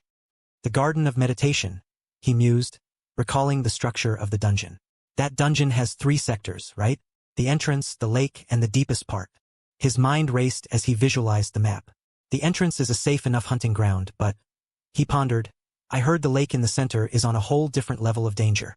The map of the dungeon floated before him, highlighting the treacherous path that lay ahead. Kim Hanul sat in contemplation, surrounded by a digital grid. And nobody's even tried the deepest part yet, have they? He wondered aloud, his mind racing with the implications. As he pondered, he recalled, as far as I know, the record stops at the lake. And the one who cleared it was. The scene shifted to a bustling crowd of reporters, cameras flashing as a confident figure emerged. Yoon Soo-hyuk, the name echoed, carrying a weight of its own. Back in his thoughts, Kim Hanul reflected on the challenge. Even he said the center was his limit. He mused, feeling the pressure of expectations. And now they want me to take on the deepest part? He questioned, a mix of disbelief and determination in his eyes. Give me a break, that's impossible, he concluded, the enormity of the task settling in. The cloaked figure addressed the crowd. You don't actually have to clear the dungeon. The digital avatars of various onlookers, each with their own unique titles, hovered in the virtual space, listening intently. I'll consider the mission a success if you just reach the deepest part, the figure continued, their words hanging in the air. Kim Hanul, suspended in the digital realm, reacted with surprise. What? I don't have to clear it? He questioned, his mind racing with the implications of this new information. The young man, still processing the revelation, was reassured by the cloaked figure. Yes, and if you actually try to clear it. The figure promised, I promise to give you all the support you need. Determination flickered in his eyes as he considered the offer. A voice of concern broke through the digital chatter. Hyung, this is going too far, someone exclaimed, echoing the worries of the crowd. She's right. Even the center sector is a death trap. Another voice added, emphasizing the danger. The digital avatars, each with their own concerns, urged caution. Screw the content. If you die, it's over. A muscular figure declared, his words resonating with urgency. Kim Hanul considered the danger ahead. It's definitely dangerous, he thought, acknowledging the risks. But a new thought emerged. If I don't have to clear it. His mind raced with possibilities. Maybe I can manage just getting to the deepest part and back. He concluded, determination setting in. Besides, he reasoned, Viewer 1. If someone with that kind of mysterious power is willing to help, then we might actually have a shot. His eyes reflected a glimmer of hope. He sighed, contemplating the challenge. The deepest part of the garden of meditation. He murmured, the weight of the task heavy on his shoulders. With renewed resolve, he clenched his fist and declared, Let's do this. Ready to face whatever lay ahead. The towering structure of the Hunter Bureau gleamed under the bright sun, its windows reflecting the clear blue sky. Inside, a voice echoed, The Garden of Contemplation, you say? Seated at a desk, a woman with short brown hair and glasses looked up from her computer. Understood. Will you be applying for a solo expedition? Then? She inquired, her tone professional. Across from her, Kim Hanul sat confidently, his gaze steady. Yes, a solo expedition to the depths. Please, he confirmed, his determination unwavering. The woman adjusted her glasses, a hint of surprise in her expression. The deepest part? She repeated, the question hanging in the air. She leaned forward slightly, concern evident in her voice. It's gonna be dangerous going in alone, you know? She warned, her fingers poised over the keyboard. Kim Hanul, unfazed, offered a reassuring smile. I'll be fine. Just process the request. He insisted, his resolve clear. The woman with short brown hair and glasses nodded, acknowledging the request. Understood. Then, a week from now. She began, her fingers poised over the keyboard. Kim Hanul, seated across from her, leaned forward slightly. Do you happen to have any earlier dates? He inquired, his tone casual. It's a solo expedition, so I can leave anytime. She considered his request, adjusting her glasses thoughtfully. How about tomorrow? A slot just opened up, she suggested, meeting his gaze. Yeah, that works, he replied, a satisfied smile on his face. Got it. I'll put you down for 4 p.m. tomorrow, she confirmed, typing swiftly. He stood up, ready to leave. Thanks. See you then, he said, nodding in appreciation as he turned to exit. The sound of sturdy boots echoed as they stepped confidently through the doorway, marking the beginning of a new journey. Kim Hanul emerged into the bright sunlight, his coat billowing slightly in the breeze. His expression was calm and focused, ready for the challenge ahead. As he walked across the plaza, a voice called out, catching his attention. You're Hunter Kim Hanul, right? Someone inquired, prompting him to glance over his shoulder. He turned to see a group of individuals approaching, their intentions unclear. Got a minute to talk? One of them asked, their tone suggesting urgency. A cheerful voice greeted Kim Hanul. Greetings, Hunter. The speaker, a man with light brown hair, introduced himself as Pyo Myung-hoon, the HR team leader of the Aegis Guild. Beside him, a woman with long blue hair smiled warmly. I am Jung So-won, the HR team leader of the Sonare Guild, she added, both of them standing confidently before him.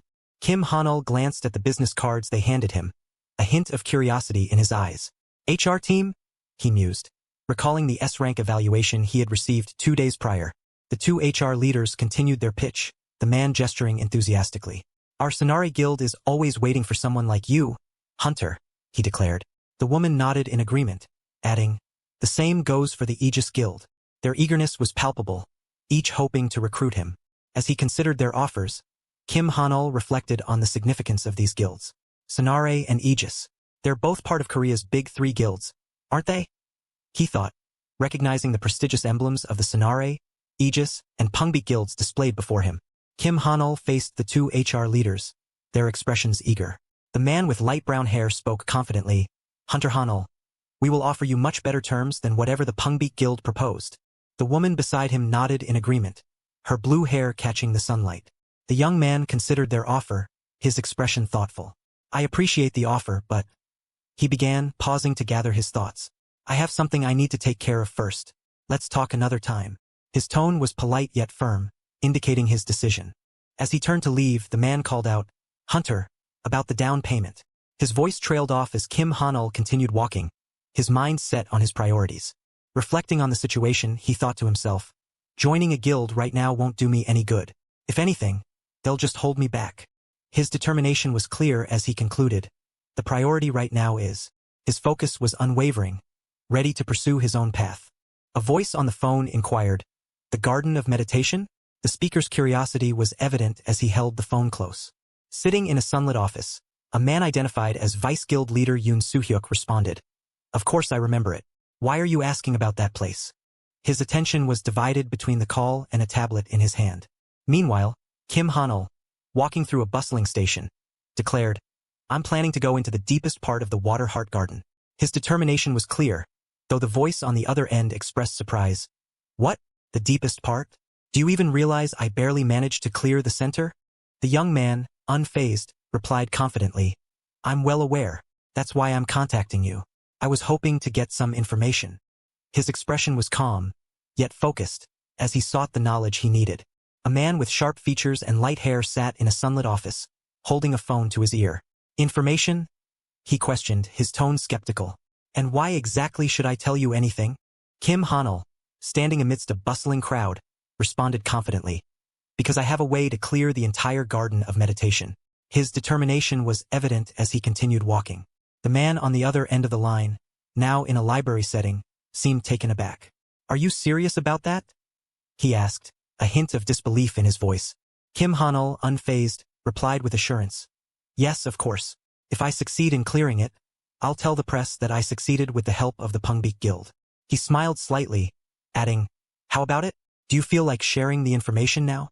Sitting in a sunlit office, a man with light hair pondered aloud. "It seems you really do have something up your sleeve." He leaned back in his chair, holding a tablet, and continued, "So, is it really possible for you to clear it by yourself?" Kim Han-ul, with a confident smile, replied into his phone, "Of course." His assurance was unwavering. The man in the office, now standing, responded, "Fine. In that case," he paused, considering his next words, "let me make a proposal as well. First, join our guild and—" Before he could finish, Kim Han-ul interjected, "I'll have to decline the guild contract." The man, slightly taken aback, listened as the young man continued, "Right now, our guild is the only one showing interest in you." His voice trailed off, realizing the determination in Kim Han-ul's decision. This morning, two individuals approached Kim Han-ul, handing him their business cards. They introduced themselves as Ms. Young So-won from the Sonare Guild and Mr. Pyo Myung-hoon from the Aegis Guild. The young man, holding the cards, listened intently. A voice on the phone questioned, "They came to see you in person?" The speaker's expression was one of surprise, his eyes wide with disbelief.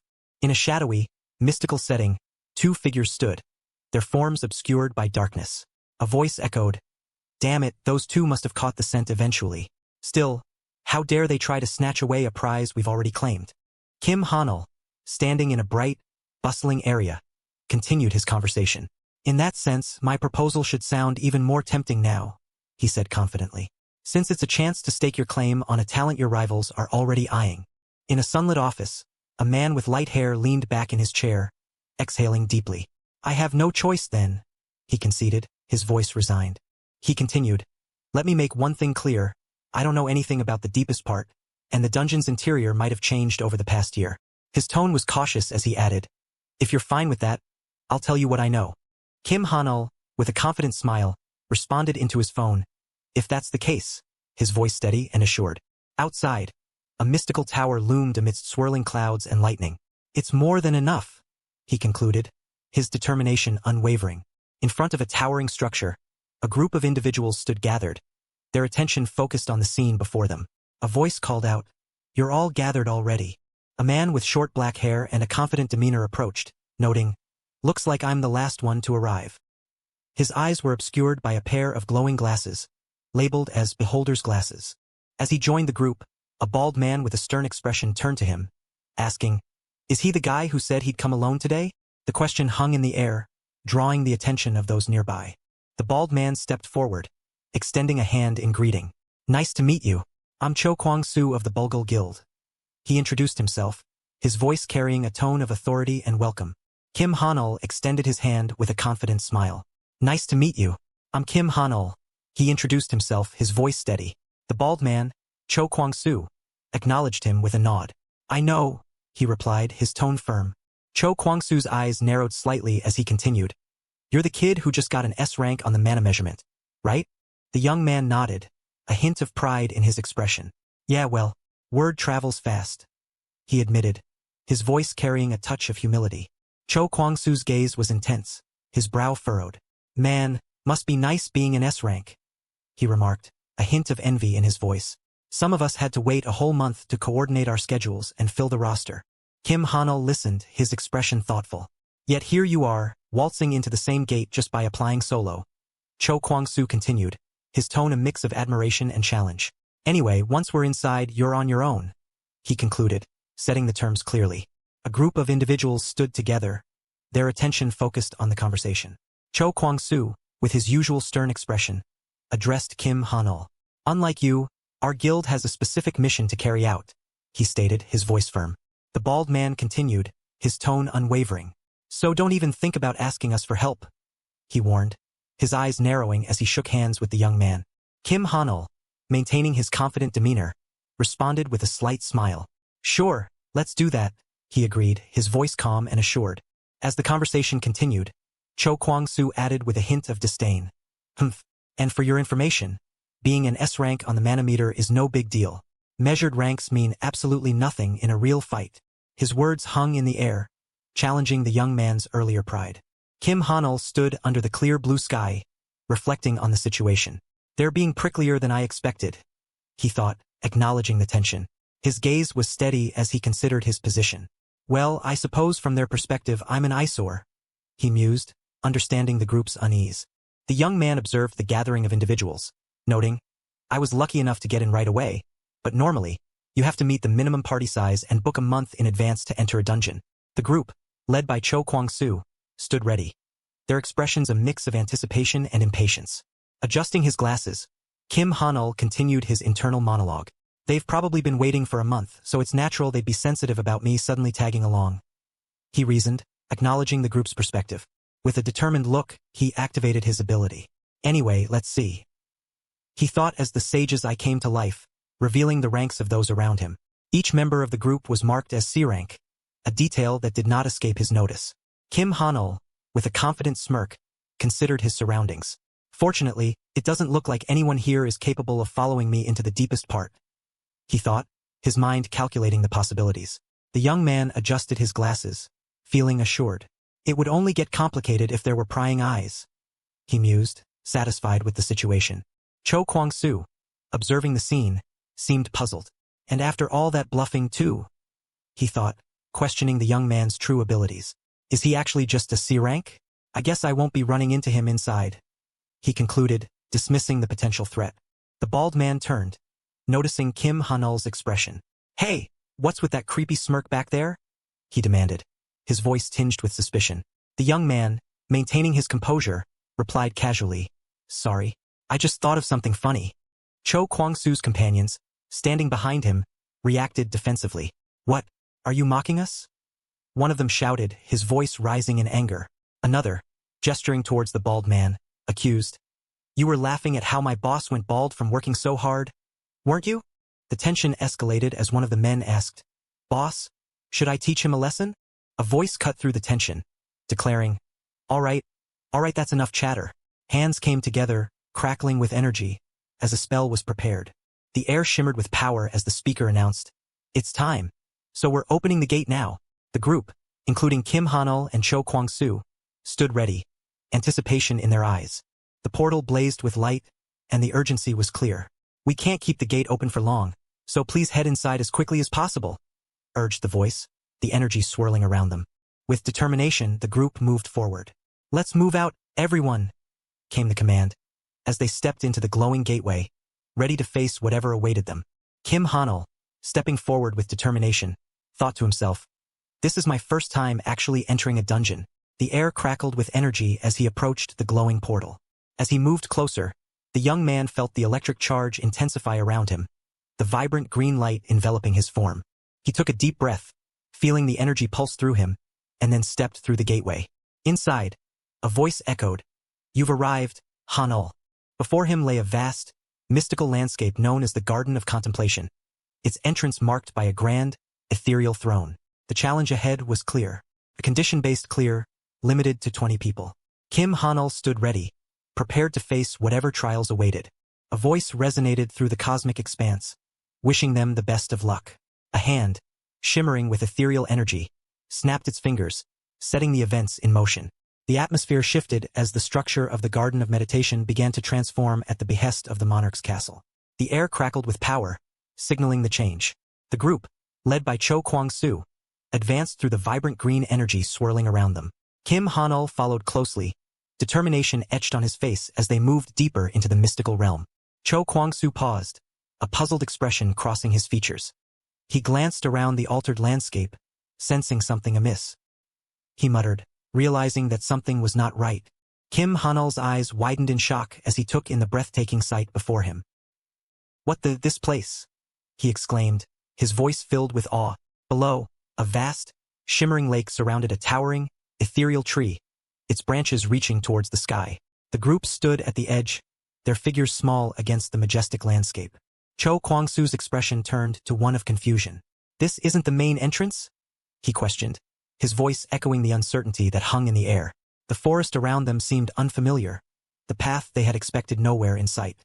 A muscular man beside him hesitated, glancing around nervously. "B-boss, was there always a lake like this near the main entrance?" he asked, his voice tinged with doubt. Cho Kwang-soo shook his head slowly, his gaze fixed on the mysterious scene. "No, something's wrong," he replied, his tone grave. Another member of the group, a young man with a bow slung over his shoulder, spoke up. "The entrance I saw before wasn't laid out like this," he said, his brow furrowed in concentration. A woman with blue hair nodded in agreement, her eyes scanning the surroundings. "I remember it being different too. Then where on earth are we?" she wondered aloud, the question hanging heavily in the air. Kim Hanul stood amidst the barren trees, a puzzled expression on his face.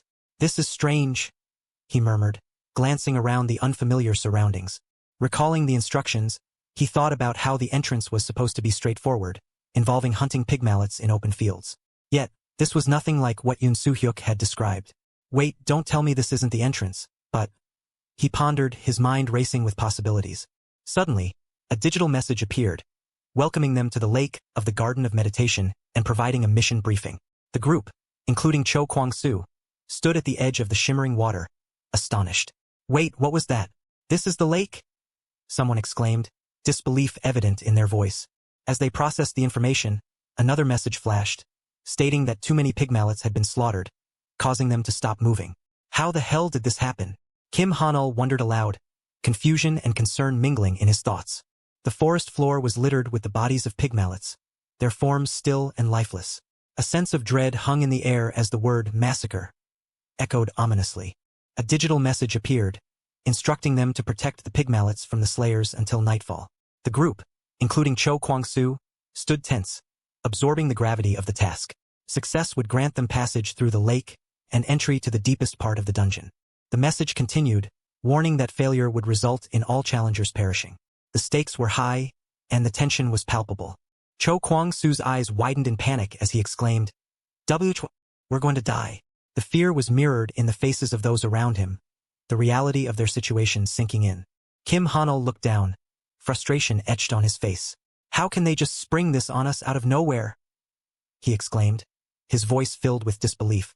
The group stood together, tension palpable in the air. "Kwang-soo, let's just give up," someone urged, desperation in their tone. "It's still early, so we can forfeit and get out of here," another added, hoping for a quick escape. Cho Kwang-soo stood at the forefront, his expression conflicted. "He's right. Open your status window and forfeit right now." The plea continued, echoing the group's growing anxiety. Cho Kwang-soo hesitated, his hand hovering over the digital interface. "I can't," he admitted, his voice barely above a whisper. A companion beside him reacted with disbelief. "Come on!"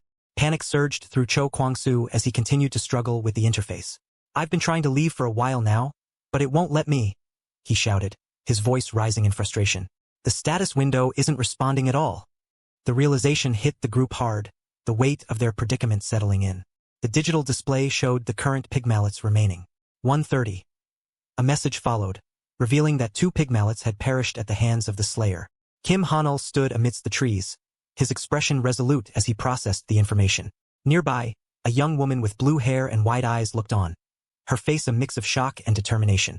The ominous red glow of the display updated, indicating the current pigmallets remaining. 128. The tension in the air was palpable as the group realized the urgency of their mission. The ominous red glow of the display updated, indicating the current pigmallets remaining. 130. The group stood amidst the trees, their expressions tense as the message revealed that the Slayer had already claimed 2 pigmallets, leaving 128 remaining. Cho Kwang-soo's face was a mask of frustration and confusion. "Damn it! What the hell is going on?" he exclaimed, his voice filled with desperation. He turned to a nearby figure, his voice urgent. "Hey you, do you have any idea what's happening?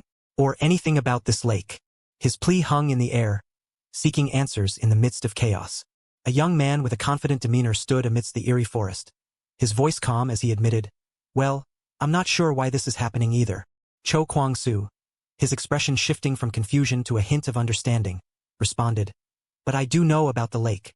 Relief washed over the group as they faced him, one of them exclaiming, "Thank God! Can you fill us in?" Their desperation was clear as they offered, "We'll help you with whatever you need in return." The young man, a slight smile playing on his lips, mused, "And here I thought we were all supposed to mind our own business." He paused, then added with a hint of seriousness, "I have one condition." The group stood by the shimmering lake, listening intently as Kim Han-ul addressed them. "I'll share what I know, but you follow my orders until we clear this place. Deal?" His voice carried authority, and the others exchanged glances, weighing the proposition. Kim Han-ul's gaze was steady, his expression unwavering as he continued, "Agree to that, and I'll tell you everything. Can you do that?" The tension in the air was palpable, each member of the group considering the weight of his words. Cho Kwang-soo, his brow furrowed, exchanged a look with a muscular companion beside him. "Wait, you're asking us to hand over full command of the guild?" he began, his voice tinged with disbelief. The enormity of the request hung between them, challenging their resolve. Suddenly, a piercing alert interrupted the moment, the ominous red glow of the display updating once more. The message was stark. "The Slayer has roasted 4 pigmallets. Remaining pigmallets. 124. The group turned their attention back to Kim Han-ul, the urgency of their situation underscored by the relentless countdown. Cho Kwang-soo stood amidst the trees, his expression tense as he finally relented. "Damn it, fine." The decision weighed heavily on him, but the urgency of the situation left little room for hesitation. Turning to Kim Han-ul, he added with a hint of defiance, "But if this goes south, you're taking the fall." The young man in the white jacket responded calmly, "That's a bit unfair. I clearly gave you a choice." His demeanor remained composed, unfazed by the tension. Kim Han-ul continued, his voice steady, "The responsibility for that choice lies with." His words hung in the air, the forest around them silent and watchful. Cho Kwang-soo, his resolve firming, asked, "Fine. What's the plan?" His eyes were focused, ready to follow through with the decision he had made. The sunlight danced across the shimmering surface of the lake, casting a mesmerizing glow. A voice broke the tranquility. "First, let me walk you through the terrain." A stick traced lines in the dirt, creating a rough map. Kim Han-ul, crouched on the ground, pointed at the diagram. "This is the map of the lake sector," he explained to the gathered group who watched intently. "There's a massive lake in the center," he continued, indicating the central circle. "Streams from all over the forest web together and feed directly into that lake." The group stood in a tense circle, eyes fixed on Kim Han-ul. A voice broke the silence, demanding, "How the hell do you know all this?" The young man in the white jacket, seated calmly, replied, "I have a scouting skill. It lets me generate a map of the surroundings."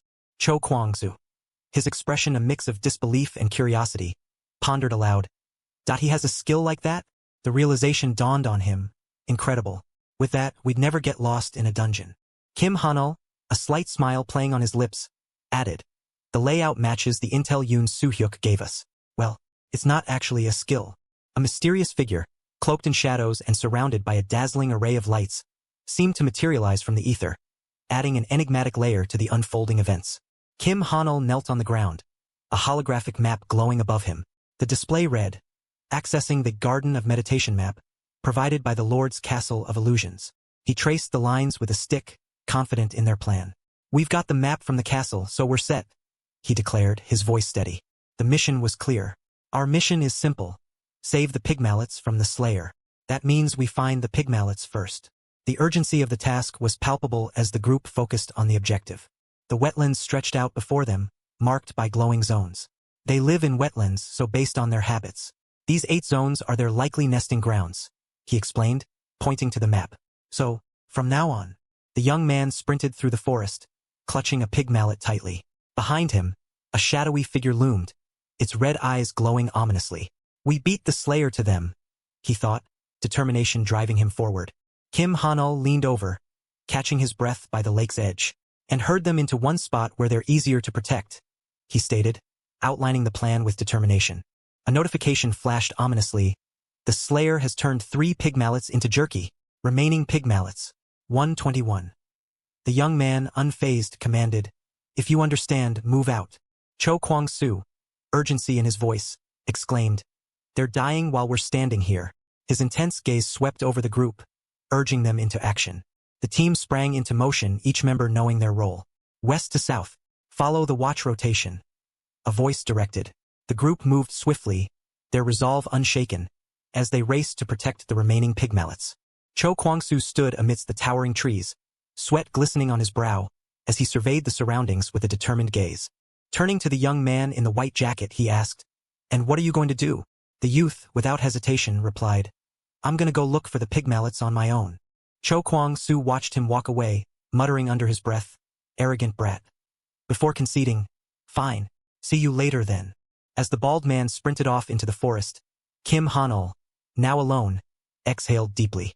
Phew, finally alone, he thought, readying himself. Time to scout the area. The Lord's Castle of Illusions has provided hidden info on the Garden of Meditation's lake. A hidden mission exists. Find the mission and claim your reward. Kim Hanul stood by the lake, the message hovering before him. I need to figure out that hidden mission, he thought, determination etched on his face. The young man adjusted his sleeves, preparing himself. Let's get started, he resolved, his eyes focused and ready for the task ahead. As he walked through the forest, his footsteps light on the ground, he contemplated. There are 2 things I need to figure out while scouting. Kim Hanul stood amidst swirling shadows, contemplating his objectives. First, the hidden mission, and second, he thought, as a menacing figure wielding a scythe loomed above him, its presence shrouded in darkness. The young man focused intently, determined to uncover the identity of the killers slaughtering the pig mallets. His eyes narrowed as he realized, it seems like there are other monsters here besides the pig mallets. The thought of these unknown threats stirred his curiosity and concern. Just what kind of bastards? He wondered, his gaze sharp and calculating. Suddenly, his attention was drawn to a group of creatures moving through the forest. He turned, eyes widening in surprise as he spotted a pack of formidable beings. Oh! The realization hit him hard. Before him stood a group of lizard men, their presence unexpected and alarming. What the? He exclaimed, taken aback by this new development. Kim Hanul's eyes widened in disbelief as he whispered to himself. Lizardmen, the creatures stood before him, their muscular forms casting long shadows in the forest. The realization dawned on him.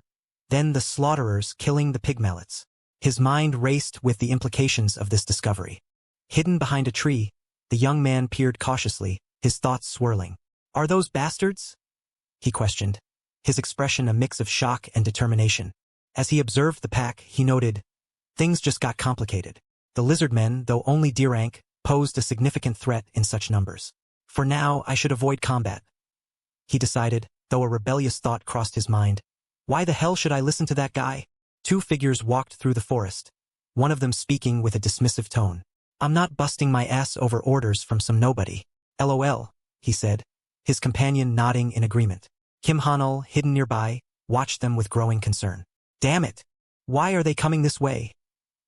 He thought, his mind racing with the implications of their presence. The pair continued their conversation, one of them expressing a casual attitude. I thought I could just kill time here and leave, he remarked, seemingly unconcerned about the situation. Suddenly, a violent scene unfolded as a lizard man launched an attack, its blades slicing through the air with deadly precision. The unexpected assault left the 2 figures momentarily stunned, the forest echoing with the sound of the strike. The lizard man charged forward, its eyes gleaming with a fierce determination. Its powerful form cut through the air, moving with a speed that belied its size. As it advanced, the creature's muscles rippled beneath its scaly skin, each movement precise and deadly. The air around it seemed to shimmer with the force of its momentum. With a mighty leap, the lizard man descended upon its target. the ground shaking beneath its landing.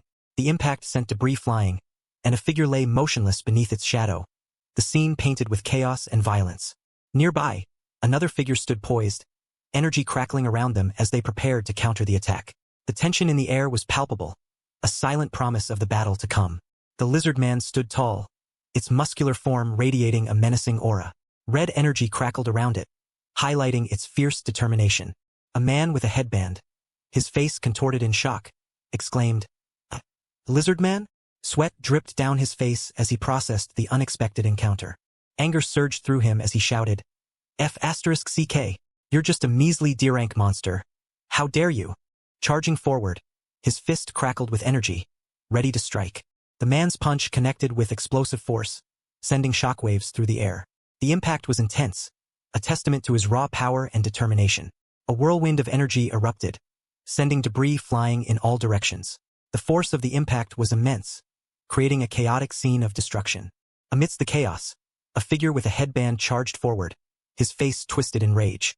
"You're dead!" he shouted, his voice filled with fury as he unleashed a powerful attack. The lizard man stood tall, its form crackling with red energy. The creature's presence was intimidating, its eyes glowing with a fierce intensity. A text appeared, "Lizardmen receive a swarm bonus," highlighting the threat they posed. The man with the headband looked on in shock, sweat dripping down his face. He exclaimed, his expression a mix of disbelief and fear as he processed the overwhelming power before him. The lizardmen, their forms towering and menacing, surged with newfound power. Red energy crackled around them, signifying their transformation from D-class to B-class. One of the creatures lunged forward, its claws tearing through the air with brutal force. Blood sprayed as it struck, the victim's face contorted in agony. A fierce battle cry echoed as another lizardman swung its weapon with deadly precision, the air filled with the sound of clashing forces. The ground trembled as a powerful blow landed, sending debris flying. A figure lay on the ground, eyes closed in pain, while the lizardman loomed above, its eyes glowing with fierce intensity. Kim Hanul stood firm, his eyes hidden beneath his fringe, as a massive blade descended with a brilliant blue aura. The energy crackled around him, illuminating the scene with an intense glow. The force of the attack was palpable, yet he remained undeterred, his stance unwavering against the onslaught. The creature known as Gono emerged, its form enveloped in the same blue energy. Its eyes gleamed with a menacing light, a smirk playing across its lips. The text declared, "Gono has been summoned," marking the arrival of a formidable new presence in the battle. A surge of blue energy erupted, scattering debris as the lizardmen were caught in its powerful wave. The force was overwhelming, sending them reeling backward. Amidst the chaos, a towering figure emerged, its form enveloped in a brilliant blue aura. The creature's eyes glowed with an eerie light, its presence commanding and formidable. A man with a headband looked on in shock, sweat trickling down his face. "A goblin?" he stammered, disbelief etched across his features. Where the hell did he come from? Nearby, Kim Hanul approached with a calm demeanor. "I'm pretty sure I gave you a designated area to stay in," he remarked, his voice steady. The injured man on the ground stammered, "Why it's a misunderstanding. I just took a wrong turn." Kim Hanul adjusted his jacket, a calm expression on his face. "Whatever. I wasn't expecting much anyway," he remarked, his tone dismissive. He instructed the injured man, "Get back and treat your wounds." The scene shifted to a group of lizardmen, their forms poised for battle. "I'll handle things here," he declared confidently. The injured man, grateful for the reprieve, whispered, Thank you." As the man retreated swiftly into the forest, Kim Hanul's voice carried after him, "We're low on time, Gono." Standing beside a small goblin, he brushed his hair back, a determined look in his eyes. "Let's wrap this up quickly. We've got a quest to do," he said, the goblin responding with a spirited kiruk. The massive lizardmen roared, their eyes glowing fiercely as they prepared to attack. The air was thick with tension, and the ground shook beneath their powerful strides. Kim Hanul stood amidst the chaos, his expression calm and determined. "Wipe them all out," he commanded, his voice steady. The small goblin beside him responded with a spirited kiruk, as a surge of energy erupted around them. The scene shifted as a figure clad in dark armor dashed forward, the text declaring, "Raven's wing beat." Activating. The speed and precision of the movement were breathtaking, leaving a trail of blue energy in its wake. The lizardmen were caught in the powerful wave, their ranks disrupted by the swift and relentless assault. The blue energy swirled around them, overwhelming their defenses and scattering them across the battlefield. A brilliant blue energy surged forward, slicing through the air with incredible speed. The lizard men, caught off guard, turned their heads in shock as the wave of power approached. One of the creatures, its eyes wide with surprise, was struck by the force, sending it reeling backward. The impact was swift and unrelenting. The creature's eye, filled with a mix of fear and defiance, glinted in the light as the energy continued its relentless assault. The blue wave crashed into the group, scattering them across the battlefield.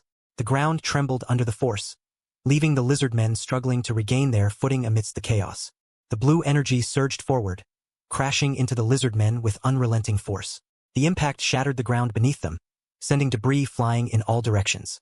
A powerful figure, cloaked in shadows, unleashed a devastating attack. The energy spiraled around, creating a vortex that drew everything into its center.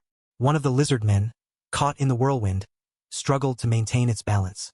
Its massive form was hurled backward, unable to withstand the overwhelming power. The force of the attack sent the creature tumbling through the air, its body twisting as it was flung across the battlefield. The ground quaked as it landed, leaving a trail of destruction in its wake.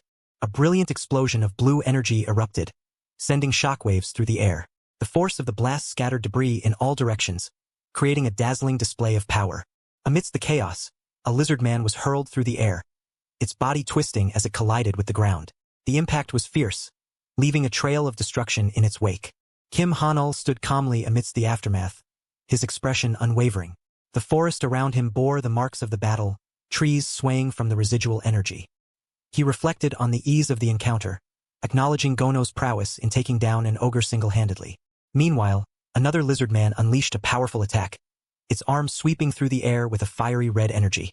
The ground trembled under the force, marking the continuation of the fierce battle. Kim Han-ul stood amidst the chaos, his eyes wide with surprise.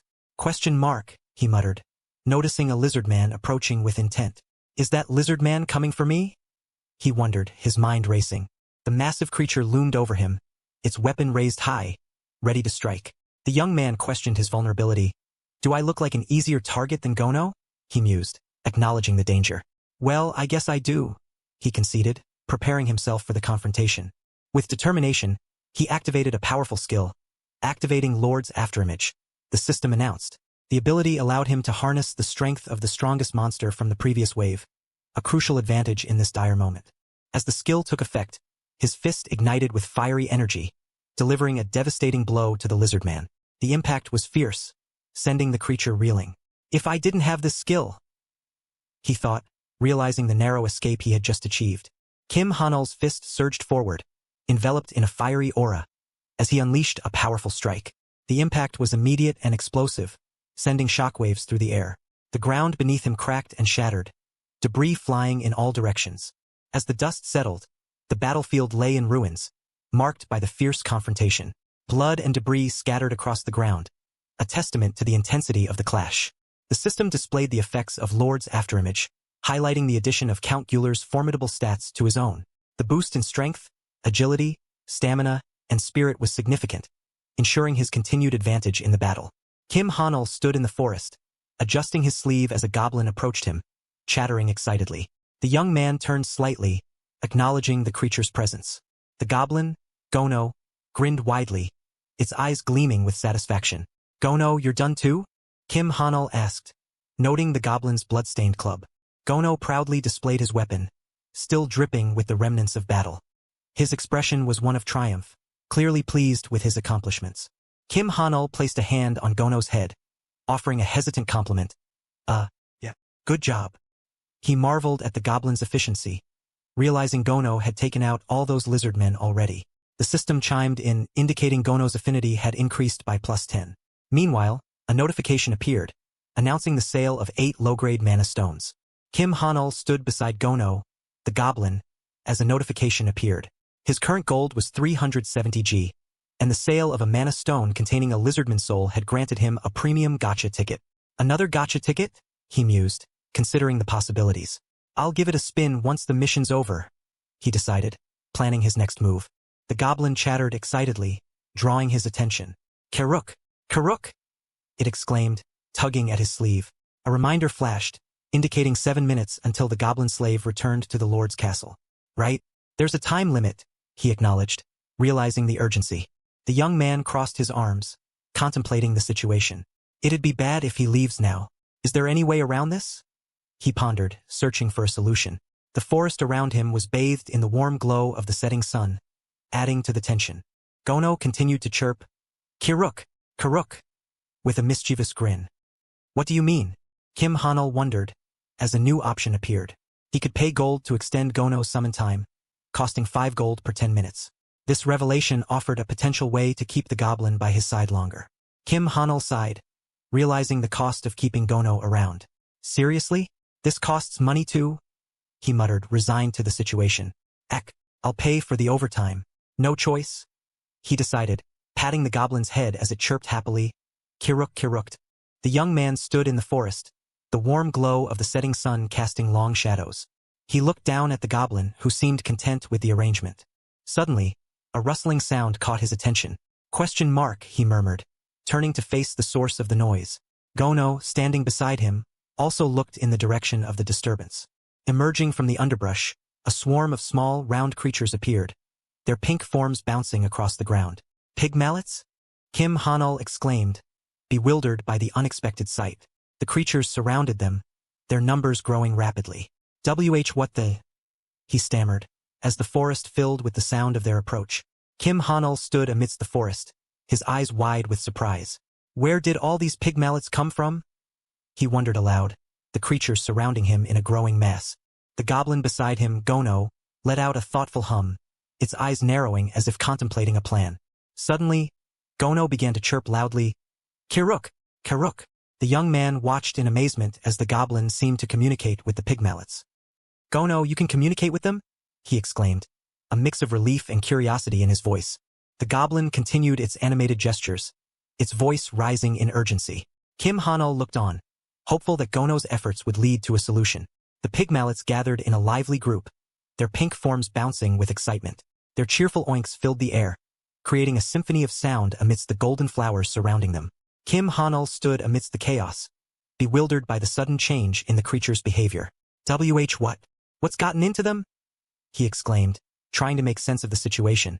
The goblin, Gono, stood nearby, seemingly unfazed by the commotion. What did you say to make them act like this? The young man demanded, his voice a mix of confusion and curiosity. The pig mallets continued to follow closely, their small feet pattering on the ground as they surrounded him. Their presence was both endearing and perplexing, leaving him with little choice but to accept their company. Well, he sighed, glancing at the goblin beside him. I guess we've got no choice but to stick together for now. With a resigned determination, he added, all right, let's finish scouting the area. The forest stretched out before them, the setting sun casting a warm glow over the scene as they moved forward, accompanied by their unexpected companions. Kim Hanul stood amidst the aftermath of a fierce battle, the ground littered with fallen foes. He turned to the goblin beside him, a hint of admiration in his voice. Good job, Gono, he said, acknowledging the creature's efforts. The goblin responded with a cheerful kiruk, as they both faced the portal ahead. As they approached the swirling gateway, a sudden notification appeared before them. Kim Hanul muttered, puzzled by the message. It read that the Lord's castle had run out of funds to purchase mana stones, halting their ability to collect more from hunting. Another alert followed, detailing the unit limits for the Lord's castle. The message specified that the limits for lizardman warriors, crossbowmen, and spearmen had been reached, preventing further expansion of their forces. Reflecting on the situation, Kim Hanul pondered the unexpected turn of events. I never thought the Lord's castle would actually run out of gold.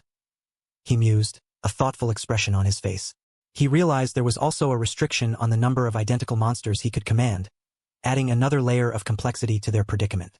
The display showed a full complement of lizardmen, 10 out of 10, standing in formation. Observing the situation, Kim Hanul realized there was no point in hunting any more lizardmen. He thought to himself, whatever, the mission was to save the pig mallets anyway. As he surveyed the area, the young man noted, so far I've saved about 60 of them. The remaining pig mallets numbered 70, a testament to his efforts. Under the starry sky, he reflected on the outcome, noting, which means the Bulgul Guild only managed to save 10. With a sigh, he continued to ponder the night's events. Kim Hanul gazed into the distance, a curious expression on his face as he pondered the situation. He murmured, sensing something amiss. Suddenly, The pigmallets erupted into a frenzy, their cries of "Kiruk" echoing through the forest. The ground trembled beneath their tiny feet as they surged forward, leaving the young man momentarily stunned. Wait, where are you guys going?" he called out, his voice tinged with urgency. The goblin beside him, Gono, looked equally perplexed, its eyes wide with confusion. Together, they sprinted after the retreating creatures, determined not to lose sight of them. The path ahead was illuminated by the moonlight, guiding their way as they raced through the night. Kim Hanul sprinted through the forest, the moonlight casting shadows on the path as he followed the pigmallets. He exclaimed, bewildered by their sudden rush. As they finally came to a halt, he bent over, catching his breath. The goblin beside him mirrored his exhaustion. "They finally stopped," he noted, glancing around. "Where are we?" Before them lay a shimmering expanse, the center of a lake revealed under the starlit sky. The sight was mesmerizing, drawing their attention. The center of the lake? He thought, astonished by the unexpected destination. As he surveyed the area, he realized, everyone else is here too. Relief washed over him as he spotted familiar figures. "Phew, they startled me when they started sprinting like maniacs," he admitted, observing the group gathered by the water's edge. "Wait, does that mean?" Kim Hanul's eyes widened in realization. "The pigmallets led us all here?" he thought, his mind racing with the implications of their unexpected guidance. The night sky shimmered as the slaughterers ceased their relentless pursuit of the pigmallets. A sense of calm descended as the moonlight bathed the forest in a serene glow. The scene transformed into a breathtaking spectacle, with a radiant light illuminating the area. The ethereal glow revealed a majestic tree at the center, its branches reaching towards the heavens. The remaining pigmallets, numbering 70, gathered around the lake, their presence a testament to the night's events. The air was filled with a sense of wonder and relief as the group took in the mesmerizing sight. "Congratulations, you protected the pigmallets from the Slayer. Mission complete. Hidden objective met. Over 70 pigmallets survived." Kim Hanul sighed in relief, glancing at the gathered creatures. "It's finally over," he muttered, feeling the weight of the night lift. "Damn dungeon, just let me out already. Stop wasting my time with messages," he grumbled, eager to leave. Suddenly, a brilliant cascade of water erupted from the lake, the majestic tree at its center glowing with ethereal light. The spectacle was breathtaking, as if the very essence of the forest was celebrating their success. Cho Kwang-soo and another figure stood in awe, their expressions a mix of shock and confusion. "F***CK. What the hell?" the bald man exclaimed, eyes wide. Below, Kim Hanul's gaze was steady, his focus unwavering. "The trial of meditation begins now." A system window declares, "The trial of meditation begins now," setting a solemn and intense tone. Suddenly, a massive surge of water erupts upward with tremendous force, spiraling and twisting as it ascends, droplets scattering in every direction. 5 figures stand at the base, their silhouettes dwarfed by the towering torrent. The water crashes down violently, sending a powerful wave outward. The group is caught in the onslaught, their bodies thrown back as they struggle against the overwhelming force. Shouts of pain and surprise fill the air as the torrent continues its relentless assault. Amidst the chaos, the protagonist stands firm, gripping the arm of a woman with long brown hair and golden eyes, shielding her from the crashing water. The bald man and others are battered by the waves, their expressions strained as they fight to maintain their footing against the swirling, crashing water that dominates the scene. The protagonist's eyes widened in alarm as a powerful water attack surged toward him. He raised his arm instinctively to shield himself, but panic flashed across his face as he realized, "I can't dodge this." His gaze sharpened, focusing on the incoming threat with desperate urgency. Suddenly, a dazzling golden light enveloped him, and a swarm of small, glowing pig-like creatures appeared, surrounding him protectively. His expression shifted to one of stunned disbelief as he gasped, What?" The creatures glowed with a radiant energy, their determined faces showing they were ready to defend. The golden light intensified, forming a shimmering barrier around the group. The protagonist and the goblin beside him stood firm within the protective shield, their eyes wide with surprise. "The pigmallets," he thought, recognizing the creature's identity. The barrier pulsed with power, holding back the crashing waves and swirling water. As the water attacks slammed against the radiant shield, the young man looked around in awe, questioning, "Are they protecting us?" The goblin beside him nodded quietly, and the golden glow continued to hold strong, a testament to the unexpected defense granted by the pigmallets. A blue screen flashes with the message, "The pigmallets saved from the slaughterer express their gratitude." Below, a cluster of small, glowing pig-like creatures wriggle happily, their faces bright with joy as one lets out a cheerful KW sound. Another blue screen appears, declaring, "Now, they will protect you." The scene shifts to the protagonist standing firmly with the goblin beside him, both facing the glowing swarm of pigmallets that form a radiant, honeycomb-patterned shield around them. The golden barrier pulses with energy, a powerful defense against the raging water assault. The intensity of the moment escalates as the protective shield shines brilliantly, casting light across the dark surroundings. A timer appears on a blue screen, counting down from 10.00, accompanied by the words, "Endure the trial for 10 minutes with the souls you have gathered." The young man stands resolute, his back to the viewer, ready to face the challenge ahead. The scene darkens, focusing on the protagonist's face illuminated by faint light. A bead of sweat trickles down his cheek as he admits with a wry smile that I didn't see this coming. His eyes narrow thoughtfully, and he murmurs, "Don't tell me those pigmallets."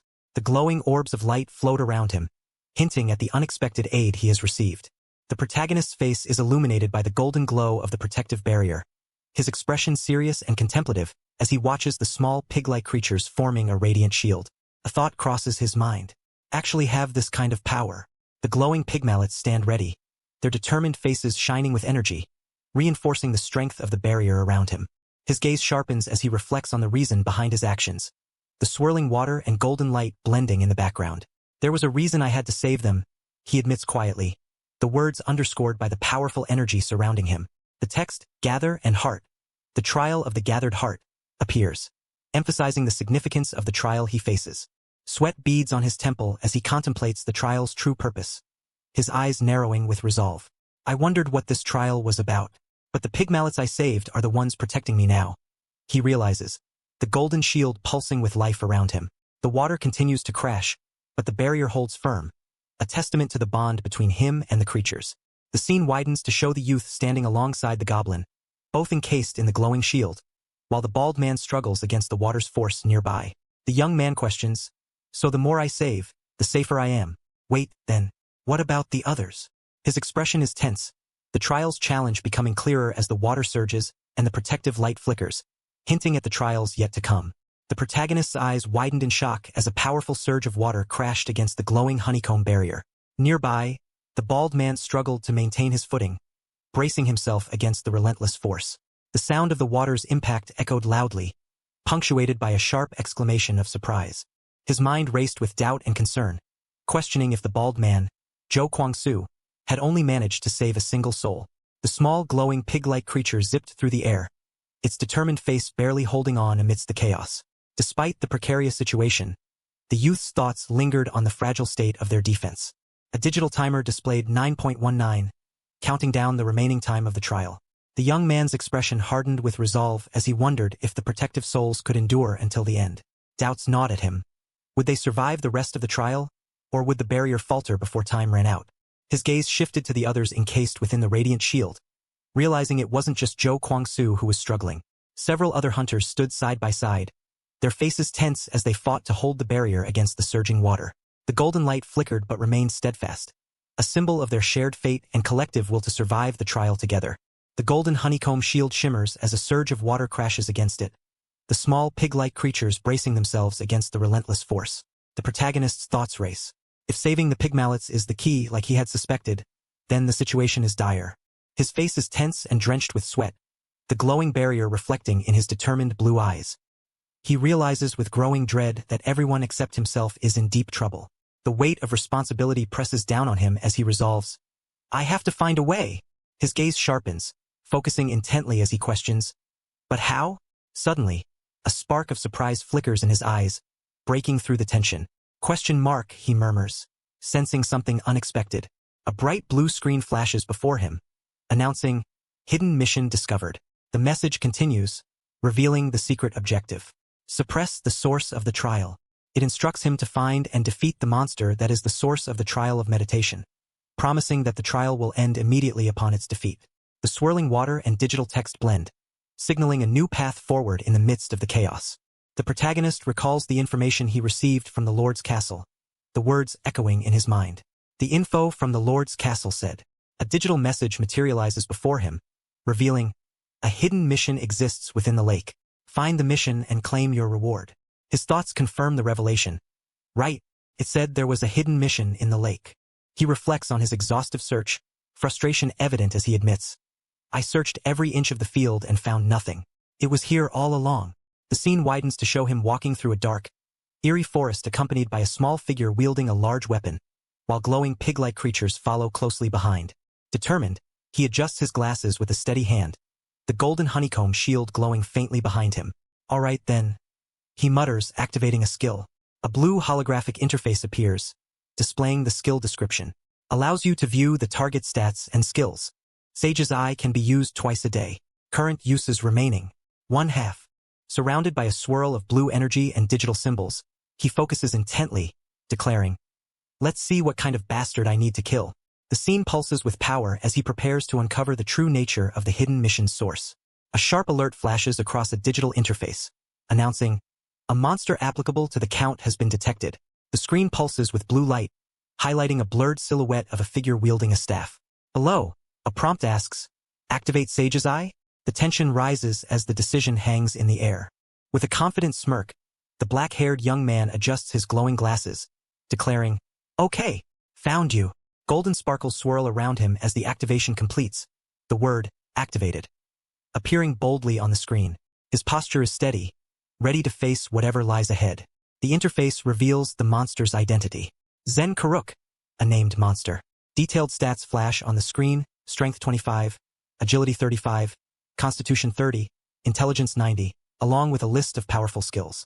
Cataclysmic Wave LV.1, Cataclysmic Storm LV.1, and Tears of the Ancient God LV.5. The digital display crackles with energy, emphasizing the formidable nature of this foe. The young man's expression shifts to one of shock and realization, sweat beating on his temple as he thinks, wait, this guy is a named monster? The golden honeycomb shield glows faintly behind him, underscoring the gravity of the challenge now fully revealed. The protagonist's expression hardens as he processes the information before him. He's got the skills of an A rank minimum, a voice in his mind confirms, while a young woman with long brown hair and golden eyes watches him with a small sweat drop on her cheek, acknowledging, yeah, for now. The tension in the air thickens as the gravity of the situation sinks in. A radiant blue light envelopes a towering figure clad in robes, holding a staff topped with a glowing skull. The narration explains, named monsters are special entities. They use unique skills other monsters don't have. The figure's presence is imposing, and the text continues, with those unique items, he's on a completely different level of power. The scene emphasizes the overwhelming strength of this foe, setting the stage for the challenge ahead. Standing resolute, the young man clenches his fists, determination shining in his eyes as he admits, I guess I shouldn't expect a hidden mission to be easy. Beside him, a small goblin-like creature named Kiruk looks up, ready for action. The young man calls out, Kiruk, signaling the start of their plan. Surrounded by a shimmering golden honeycomb barrier, he commands firmly, hold on Gono, sit this one out. The goblin, surprised, repeats, Kiruk. The young man explains, you don't have water resistance, so fighting in the lake is too risky for you. His gaze sharpens as he declares with confidence, now is the time. The moment to confront the named monster has arrived, and the air crackles with anticipation. The protagonist stands before a glowing blue interface listing monsters available for trade with the Lord. His hand presses against the screen as the list scrolls, showing various goblins, giants, lizards, and ogres with their respective gold prices. The text bursts out in a jagged speech bubble, it's time to hire a new monster, as the system activates the Lord's list trade. The list continues to scroll rapidly, shimmering with digital energy. The young man's coat flares behind him as he leans forward, eyes fixed on the options. The screen highlights the Ogre Berserker priced at 420 gold, catching his attention. A close-up of the interface reveals the ogre's icon and price.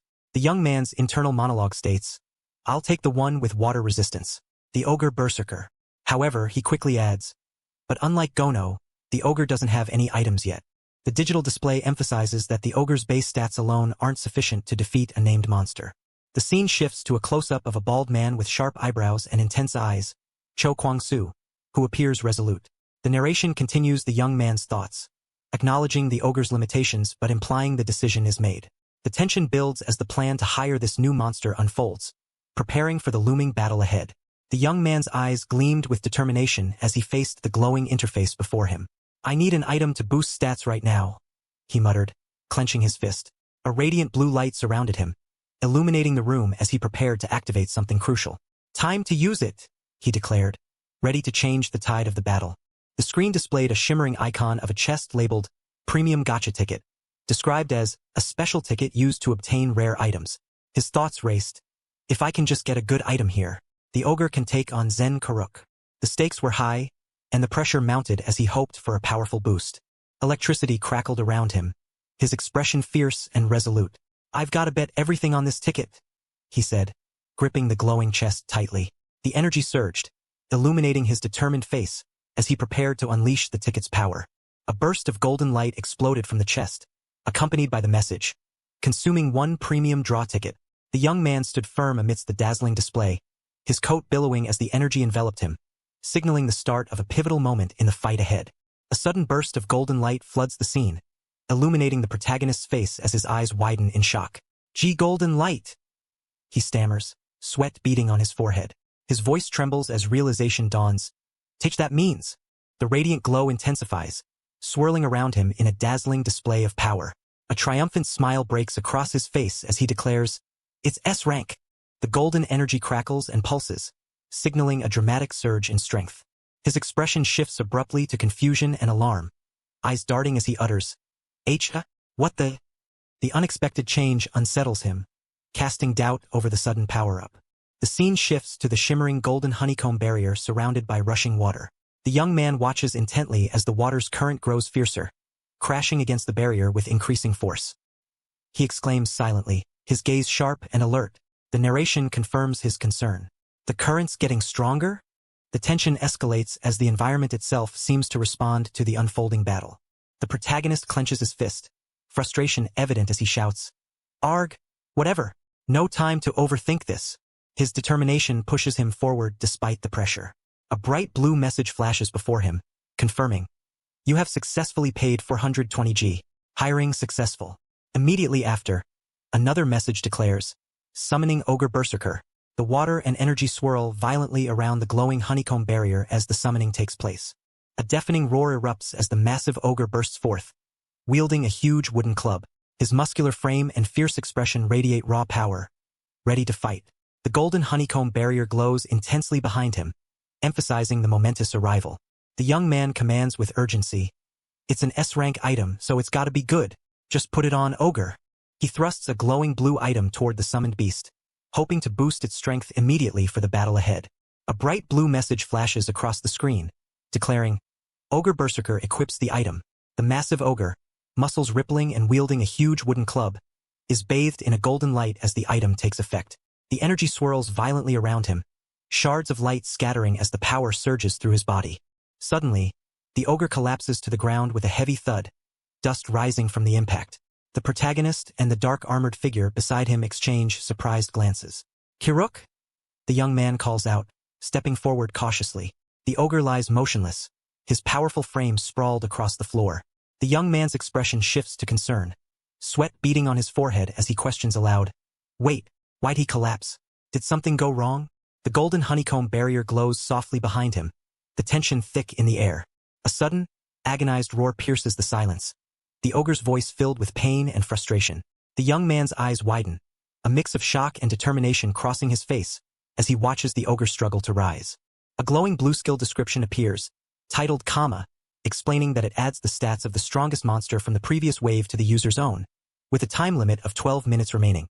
The warning notes that once the 30-minute limit is reached, the skill cannot be used again until the next day.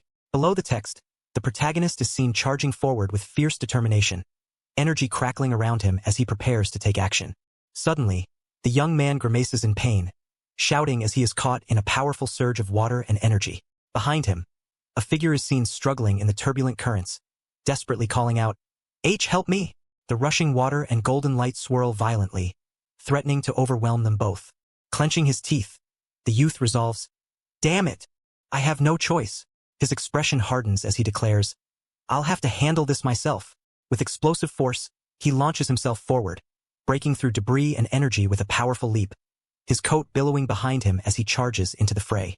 The scene intensifies as he plunges into the chaotic waters, surrounded by crackling blue and red energy. The rushing currents and shards of light emphasize the urgency and danger of the moment, signaling that the battle is far from over and that he is fully committed to overcoming the challenge ahead. A fierce clash erupts as a hand grabs another's wrist with a sharp impact, energy crackling wildly around them. The protagonist screams in pain and exertion, his body surrounded by red, fiery lightning as he struggles against the overwhelming force. His hand slams against a rough surface, sending shards of debris flying, the intensity of the moment palpable. The struggle continues as the two figures are thrown backward through the air, the protagonist trailing red energy as he is flung away, while a bald man with sharp eyebrows follows closely behind, his expression focused and determined. The chaotic scene is filled with flying debris and swirling energy, emphasizing the violent momentum of the battle. The young man's eyes blaze with fierce determination, glowing orange as he grits his teeth, sweat dripping down his face. He thinks to himself, I even used Lord's afterimage. But his resolve is clear, yet the strain is evident as he fights against the overwhelming power. His hand clenches tightly onto a surface, veins bulging as he struggles to maintain his grip. The internal monologue reveals his desperation. The current's too strong. It's more than I can handle. I can't hold on anymore. No, my grip's failing. Is this the end? The tension mounts as the possibility of defeat looms, the young man battling against forces that threaten to overwhelm him completely. The protagonist's eyes widen in shock as he suddenly senses a change in the overwhelming force around him. Question mark, he mutters, his gaze sharp and alert despite the sweat dripping down his face. His mind races as he questions the unexpected shift. Wait, does it feel like the current is weakening? The tension in his expression deepens, a flicker of hope sparking amid the chaos. Suddenly, the massive ogre bursts through the turbulent waters with a powerful splash, his muscular form cutting through the currents as he rises. The young man stares in disbelief, exclaiming, The ogre? Behind him, a bald man with sharp eyebrows is also caught in the upheaval, thrown backward by the force of the water. The ogre, now fully emerged and looking strong despite the earlier collapse, turns his head slightly and calls out with a deep, commanding voice, My lord, are you unharmed? The scene is charged with renewed energy as the ogre's presence signals a turning point in the battle. A pair of hands cup water gently, accompanied by a calm voice apologizing, Forgive my late greeting. The scene expands to reveal a towering, muscular figure wearing a large wizard's hat, surrounded by a swirling torrent of water. He declares with reverence, Your humble servant stands before the King of Kings. As the water crashes dramatically around him, dwarfing the protagonist standing before the giant. The young man's face is drenched and filled with shock, his wide blue eyes reflecting the cascading water as he utters in disbelief, What in the world? Suddenly, a glowing interface appears, displaying the details of an item. Archmage Gandorf's hat, an S-rank relic worn on the head. The description reads, The relic of a great mage who saved a world from ruin. The moment this hat is worn, even a fool becomes a genius, granting an intelligence boost of +30. The youth's stunned internal voice questions, Did I just create